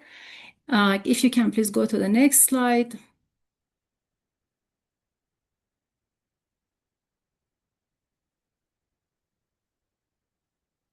Okay. So this is easier to go over that here. So we try to clarify functions and reduce driver decision-making complexity to target the rear end and side swipe crashes. We made some adjustments to better reflect observed traffic demand, and we noticed some underutilized through traffic on southbound, the receiving lane, and at the same time, insufficient left turn capacity. That's why we opened up another left turn to accommodate that movement. We also noticed some of the westbound traffic attempting to make left turn to Allen Lu. They stopped on the crosswalk as the overflow queue space, which is dangerous for pedestrians. And that's why and I'm going to go over all the changes here as part of the lane functions. The first thing is that we added one left turn to northbound to accommodate the demand. Also, we are installing no turn on red to avoid the right turn crashes. And as I said, there's a material called Quick Curb that we are gonna install between the rightmost left turn lane and then through lane to avoid that dangerous movement. Also, we are installing rubber speed humps north of the crosswalk to for the purpose of left turn traffic calming. As you know, left turns are risky maneuvers for both pedestrians and motorists, and this will be forcing right turn, left turn, and it will reduce the left turn traffic speeding. There was one thing that we decided to keep the existing, and you see this cross mark on the southbound based on the comments that we received, and we agree with that because the southbound traffic, the left turn is restricted during peak hour. So we thought that this is going to be confusing to drivers, so we decided to keep this existing markings. So if you can go please to the next slide.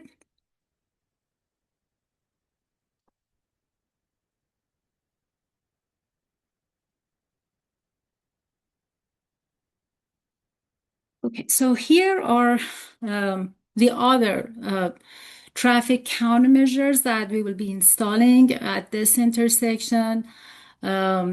Accessible pedestrian signal, which is to enhance pedestrian safety and reduce crashes involving vulnerable road users. Installing, as I said, no turn on red to avoid the right turn crashes. Replacing and repairing existing traffic poles and signal equipment to ensure all traffic signal infrastructure remains safe, serviceable, and operable. Improve signal visibility. We are going to install a mast arm mounted signal head for northbound traffic, and we are going to do some tree trimming for better visibility of the eastbound signal heads. Quick curb and rubber speed humps that I already went through that for left turn traffic calming, and also avoid that dangerous movements that from westbound K Street that they block the northbound traffic.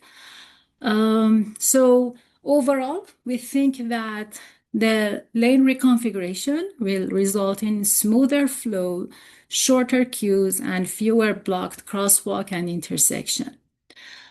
And it will improve intersection operation.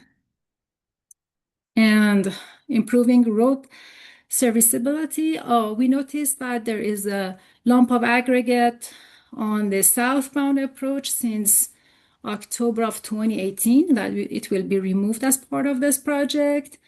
And we're going to install improved signage that it will better communicate lane utilization and turn prohibitions, which will improve motorist decision making and mitigate conflicts. If you can please go to the next slide.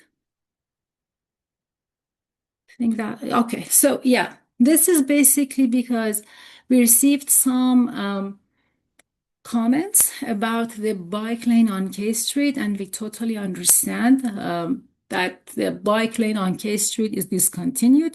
We have communicated that with related teams.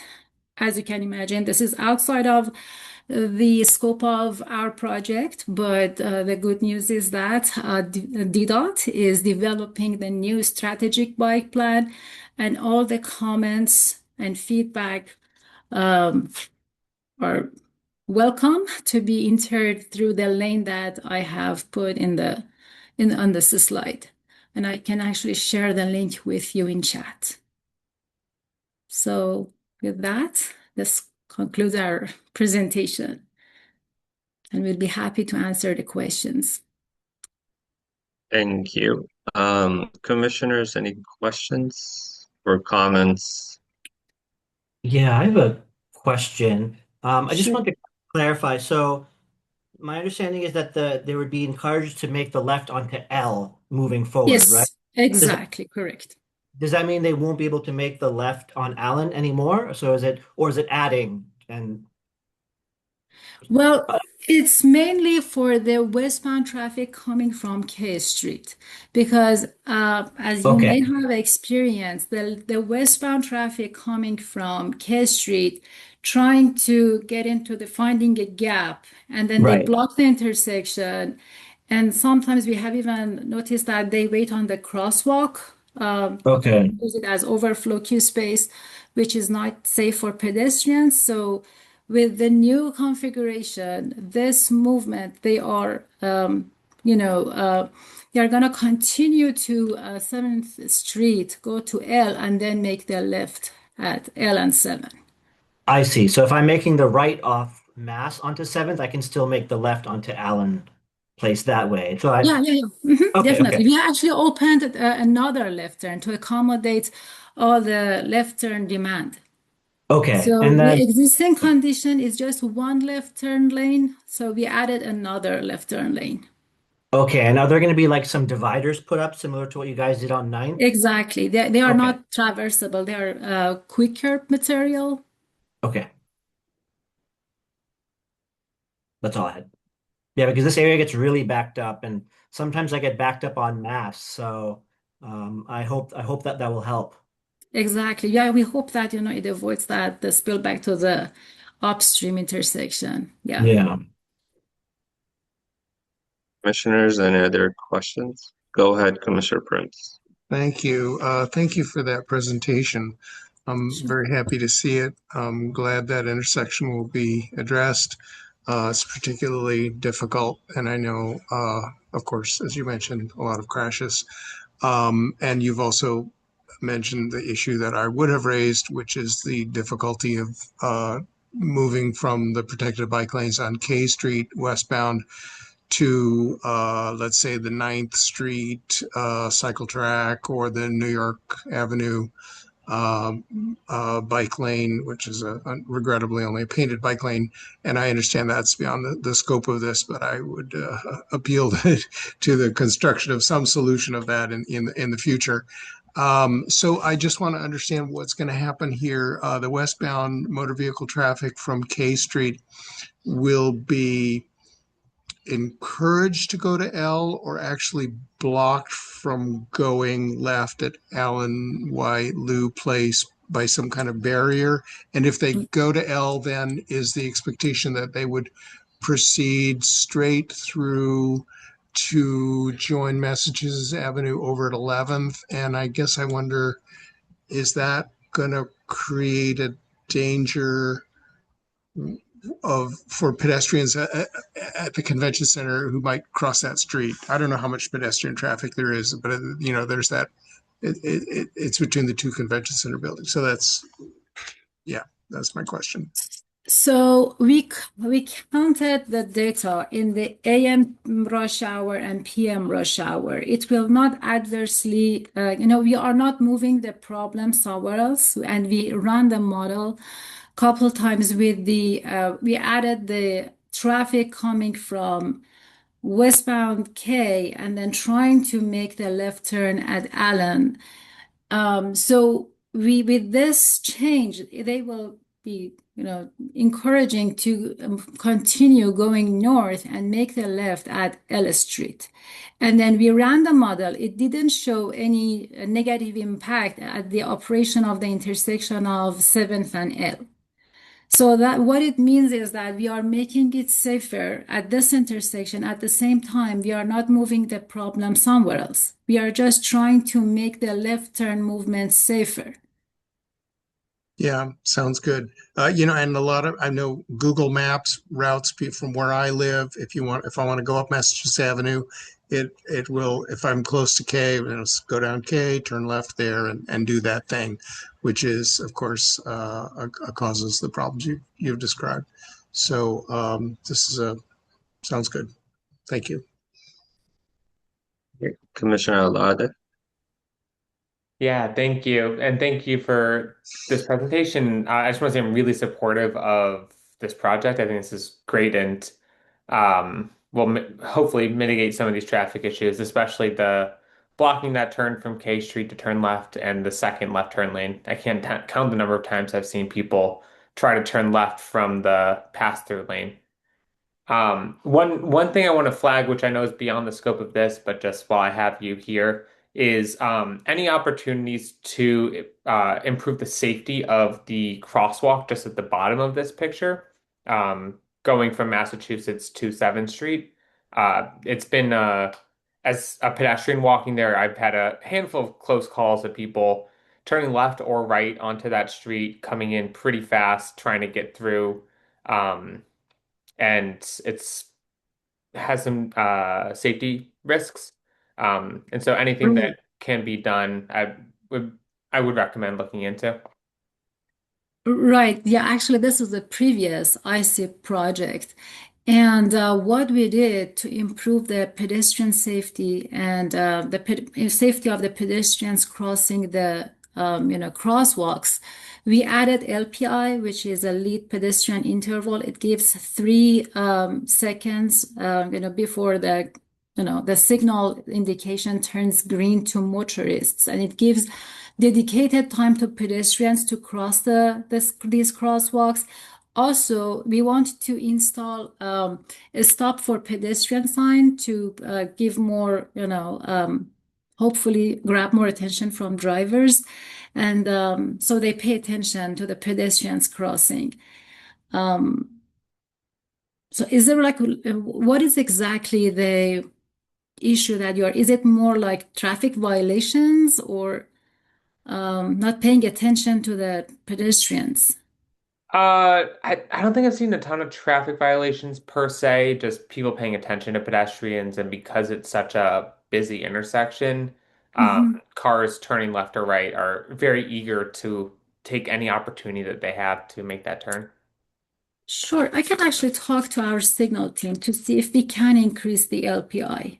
Okay, that'd be great. And Thank you. you so much, by the way, for all the support. And it was very, encouraging to see all the supportive emails and, messages that we received through the NOI portal. Great. Constituents, commissioners, any other questions? Okay. Thank you so much for joining us. When is the deadline again for providing public comment? I think it's mid-January off the top of my head. Like I can actually check right away.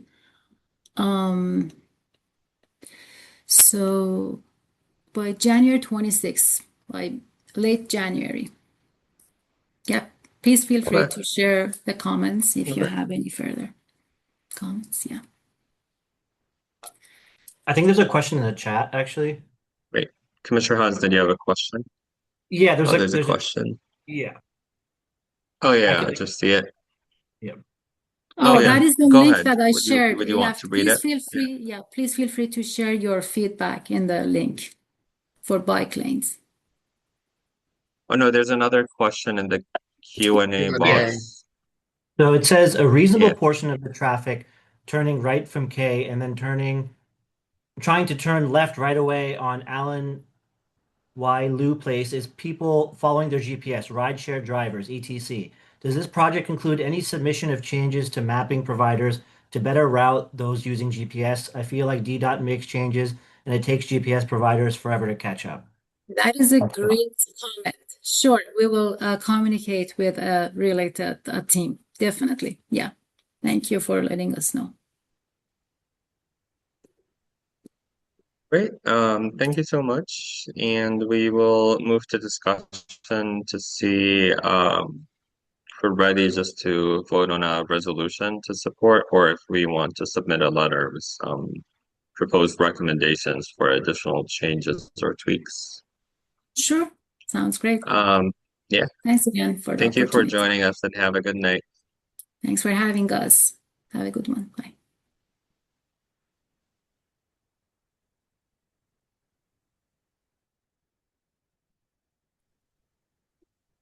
Commissioners, do you feel comfortable supporting as is, or did you want to write a letter with some proposed changes or tweaks? I'm comfortable with it as is.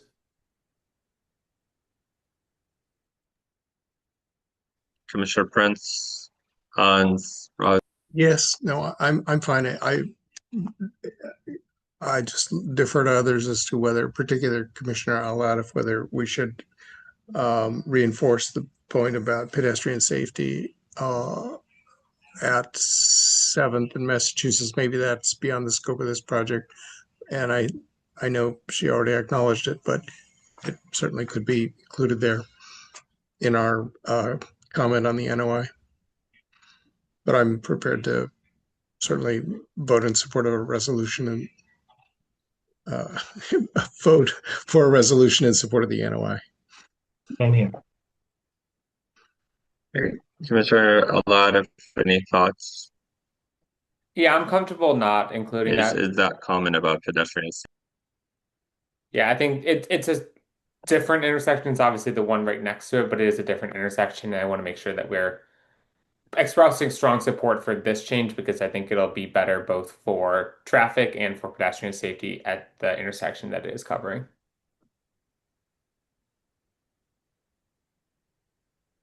I can also motion to for ANC 60 to issue our support for the DDOT proposed NOI. If you could remind me the number, I would include that in this statement. NOI 25-281-MSED at 7th Street, New York Avenue, and K Street Northwest. Great. Anyone would like to say? I'll second. I second. Okay. Commissioner Alatif moved and Commissioner Prince seconded to vote on a resolution that expresses ANC 6E support for NOI 25281 MSED. I'll be calling on you to vote aye, nay, or abstain. Commissioner Alatif. Aye. Commissioner Rogers. Before I vote, I want to say I avoided driving up that way for a long, long time because I've seen many accidents along that corner. But I vote aye for it. We'll vote See how aye. and see the change in it and see if it's any better than what it used to be. Aye. That's what all we can hope for. I will vote aye. Commissioner Prince, Aye. Commissioner Hunt. Aye. Great. Resolution moves with 5 ayes, 0 nays, and no abstains. And then let's see what's next on the agenda. We have a quick vote. We have a renewal for Rebel Taco. Let me see if I can pull up the address quickly. Um, it is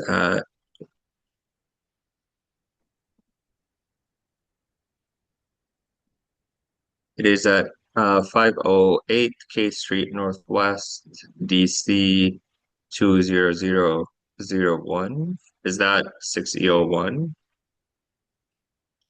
Yes. Okay.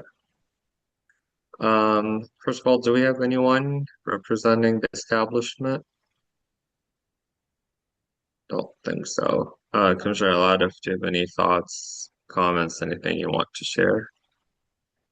Yeah, I'm a little confused why Rebel Taco is applying for this license. I thought that Rebel Taco closed.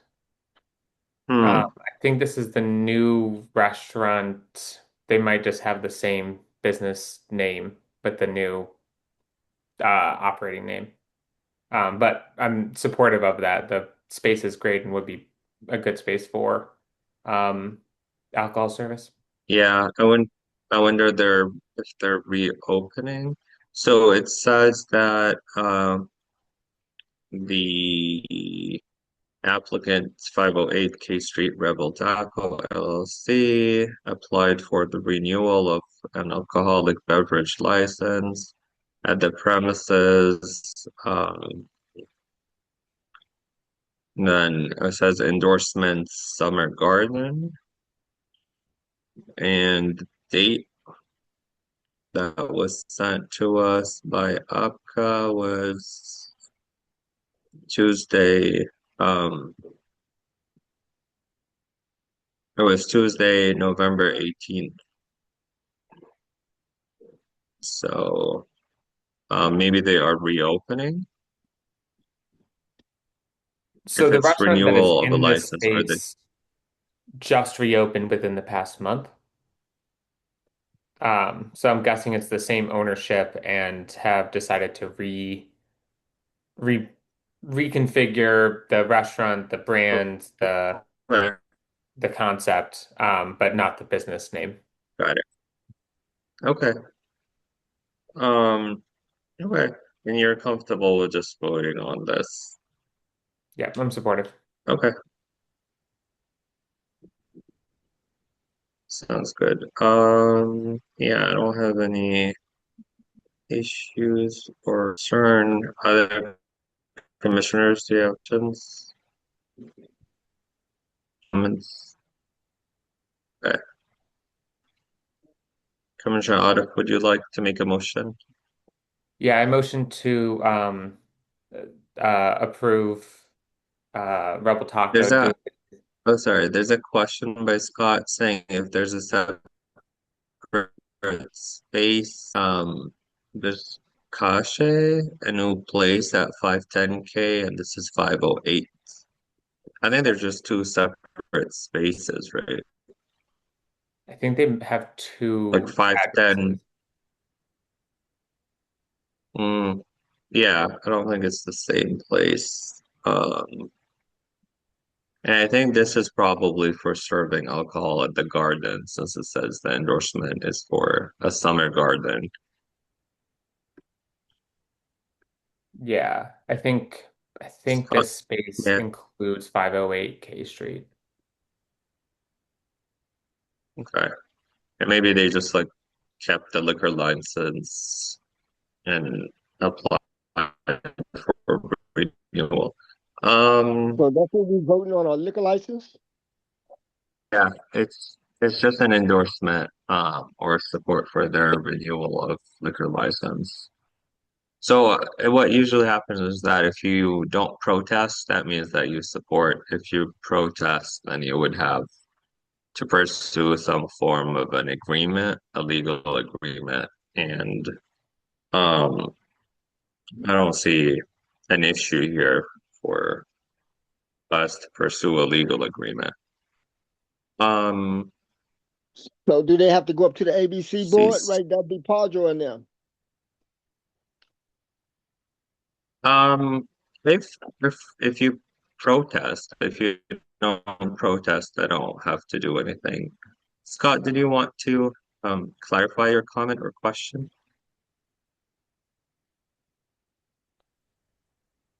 No, I was just curious. I didn't know if, I mean, I know Rebel Taco like basically doesn't exist anymore. Their website doesn't even exist anymore.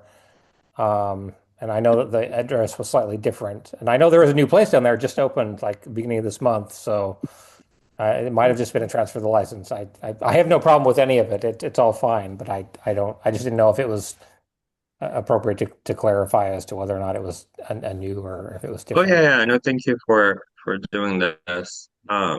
And now I'm wondering if they just kept the liquor license and yeah, I don't know. I'm a little bit confused. I think what we could do is also um let me see when is the last yeah, letter of office. I mean, we're not interested in opposing anyway. I would leave it for you, Commissioner. If you're comfortable, we can just vote on this. And not voting is the same thing, but yeah. You want to make a motion to support this. I can also for better let's see.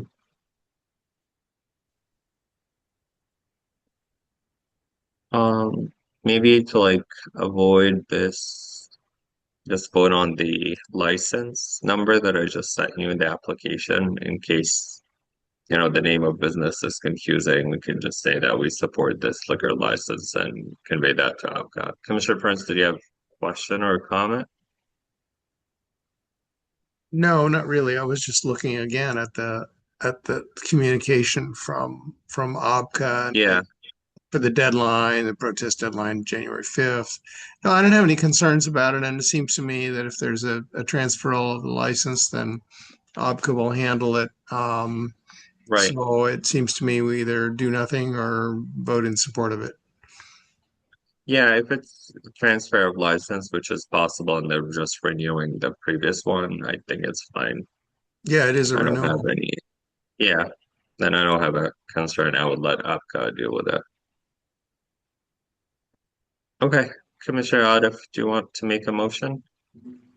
Yeah, I motion for ANC 6E to express our support for the renewal of the liquor license for Rebel Taco doing business as Cache um, at 508 K Street Northwest. No one would like to second. A second. Great. Commissioner Arif moved and Commissioner Rogers seconded a motion that expresses to APCA our support for the um, liquor license renewal for um, Rebel Taco at 508 K Street Northwest. I'll be asking you to vote. Commissioner Al-Adif, Aye. Commissioner Rogers, Aye. I, Commissioner Prince, Aye. and Commissioner Hans. Aye. Great. The motion moves with 5 ayes, 0 nays, and no abstains. And now we move to um, item number 11 with Commissioner Hans. Yeah, thank you. So this is related to the dog park that I brought to the ANC last month. It turns out that actually this area would be between Mass Ave and DCHA property. which I did know, but I figured it might be better to see if we would want to, as a commission, encourage DCHA to support this project as well. And so that is what I'm looking for the ANC to give is more of like a recommendation to DCHA to support this project. I'm comfortable doing that. Any questions on it? DCHA Housing Authority? Yeah, correct. Yep. And that's because is it attached to Judiciary House? Yeah, so DCHA operates Judiciary House. The spokeswoman for Judiciary House already has approved it, but DCHA technically has not been involved yet. Yeah. And so the site is still fully DDOT. owned by DDOT. It's just basically saying because of the proximity of their housing development that they operate that we want them to support this Yeah. project, the dog Correct. park. Yep. Okay. Yeah. Yeah, I don't have any issues with that, Commissioner Rogers. I've been supporting College Park from the very beginning. I still stand. Aye. I guess I can make the Great. motion then. Yeah, just checking if any constituents do you have any questions or comments before we vote?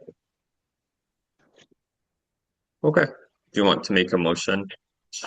Yeah, I move that ANC 6E encourages the DCHA Department, DC Housing Authority to support the proposed dog park between Judiciary House and Mass Ave. Second. Anyone? So Commissioner has moved and Commissioner Alado seconded a motion that encourages the DC Housing Authority to support the proposed dog park on Massachusetts Avenue. I'll be asking you to vote.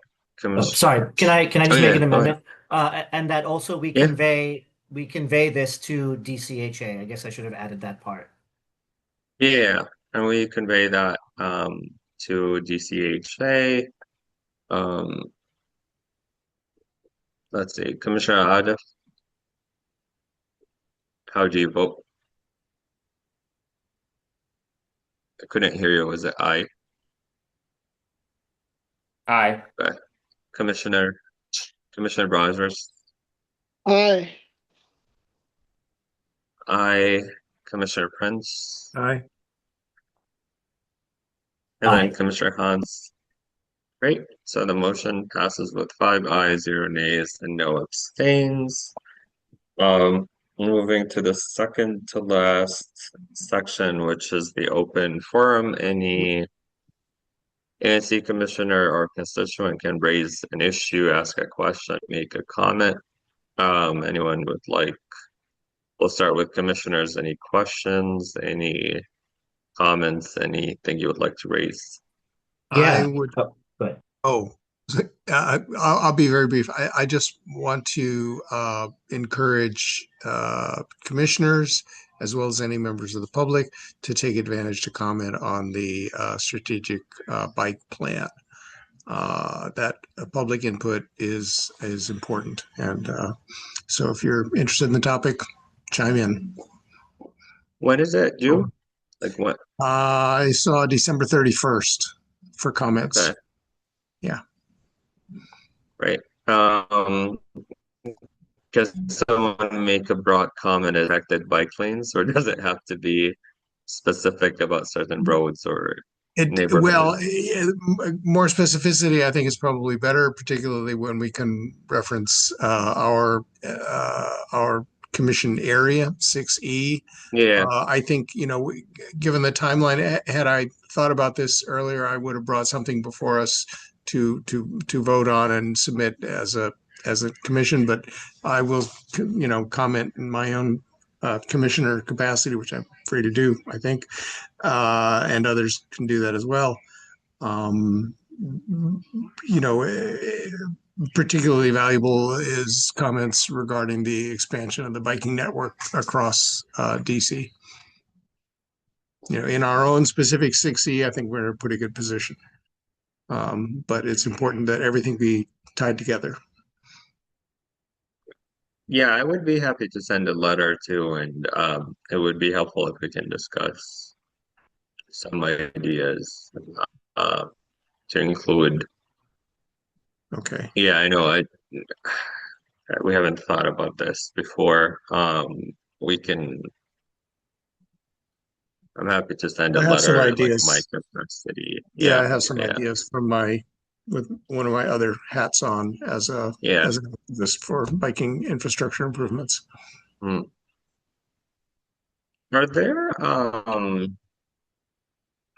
I mean, I've seen it with like different bodies of government. Like if it's not a resolution, we can do a sign-on letter where like any commissioner wants to add Mm, their name to the letter, right? Like dear There, colleague letters on like maybe yeah, it doesn't have the same weight, but like no, they don't. As far as I know, there's no plan for that. But there is a Vision Zero caucus of commissioners, an ANC Vision Zero caucus, and I'm a member. I go to the meetings, and the current thinking is it's best to encourage commissions when possible as a commission stance, and commissioners as individuals to weigh in on the plan. no, I mean like us as 6E, like if We we would don't have time to vote on an issue, can we no. do it like a letter and say these commissioners support it or Oh, and submit that? I I don't see why not. yeah, Uh, I don't yeah, see why not. That's what I'm saying. Like just not a a voted. dear colleague letter, but only for ANC 6E. So we could do that. Mhm. You could draft the Yeah, letter, circulate yeah, it, and see who wants name yeah. from the commission, and then we can submit it to DDOT. Good idea. And then that could work. Commissioner Haas, did you have a question or a comment? Yeah, I just wanted to give an update on the 25 East Street project. Because Mhm. we're currently working on doing a CAT, which is a community advisory team. Commissioner Prince and I are a part of it. So we met with one of the folks from I think it was the mayor's office and Department of Housing. I want to say maybe it was last Friday, to kind of just talk about next steps here. And so our plan is to have our first meeting at the end of January with all of the members of the CAT, which are about 15 people. This meeting that we had last Friday was more of a prep just to finalize who all would be there, who would be a part of it, and also who would, when we'd want to meet. And so we actually created a doodle to figure out what the best day would be for us to meet. And we're also going to be doing a prep meeting prior to that January meeting in mid-January to kind of come up with an agenda for it. So things are moving slowly but surely. That's it. And Great. Thank you for your Commissioner work on Prince, this. no problem. Yeah, if you want to add And anything else. Commissioner Prince. No, that's the basics. Great. Other commissioners, any comments, anything you would want to discuss? Don't make the problem longer than the solution. Let's vote. Okay. Constituents, do you have any questions, any comments, anything you would like to share with us?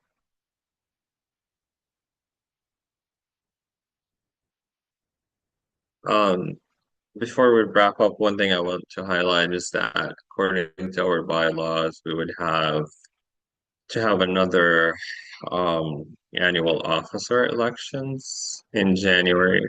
Um, so same thing that we did last year, we just have to have someone from outside of the commission, I believe, to oversee the officer elections. And then we would just follow the same process of self-nominations or someone else on the commission can nominate you, and the roles are still the same: chair, vice chair, treasurer, and then secretary. Um, okay, last call for comments and questions. Do you want to see if Chris wants to come back to help with that? Because I think he did the Yeah, last one, right? Yeah. yeah, that's a good Okay. idea. I can shoot him a text. And do we have to That's also vote on that's our great. schedule of meetings again too? Yeah, Okay, so next, not now. So like we'll meet on at the last Thursday of January, and then we would vote on okay. whether we want to keep it last Thursday or change it. Okay. Um, okay. Okay. So we will be meeting next month on the last Thursday of the month, which will be January 29th, not 28th. I made it.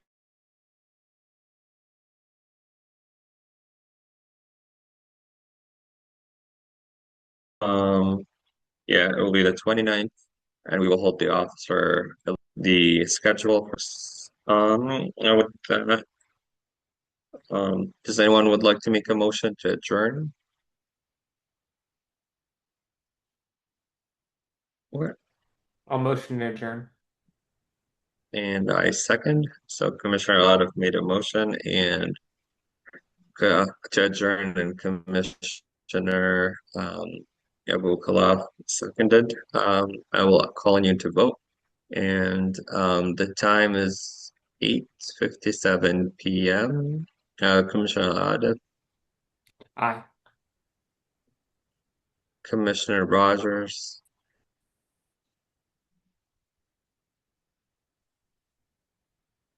I, Commissioner Prince. I said aye. Okay, Commissioner Prince Aye. and Commissioner Hans. Aye. Great. The motion passes with 5 ayes, 0 nays, and no abstains. And we adjourn. Apologies if my internet was not very stable and you could not hear me very well. I'm not in my apartment right now. And happy holidays and happy new year. And we will meet on the last Thursday of January, which is the 29th. So January 29th, 2026. Have a good night, everyone. Happy holidays all. Thank you. Happy holidays.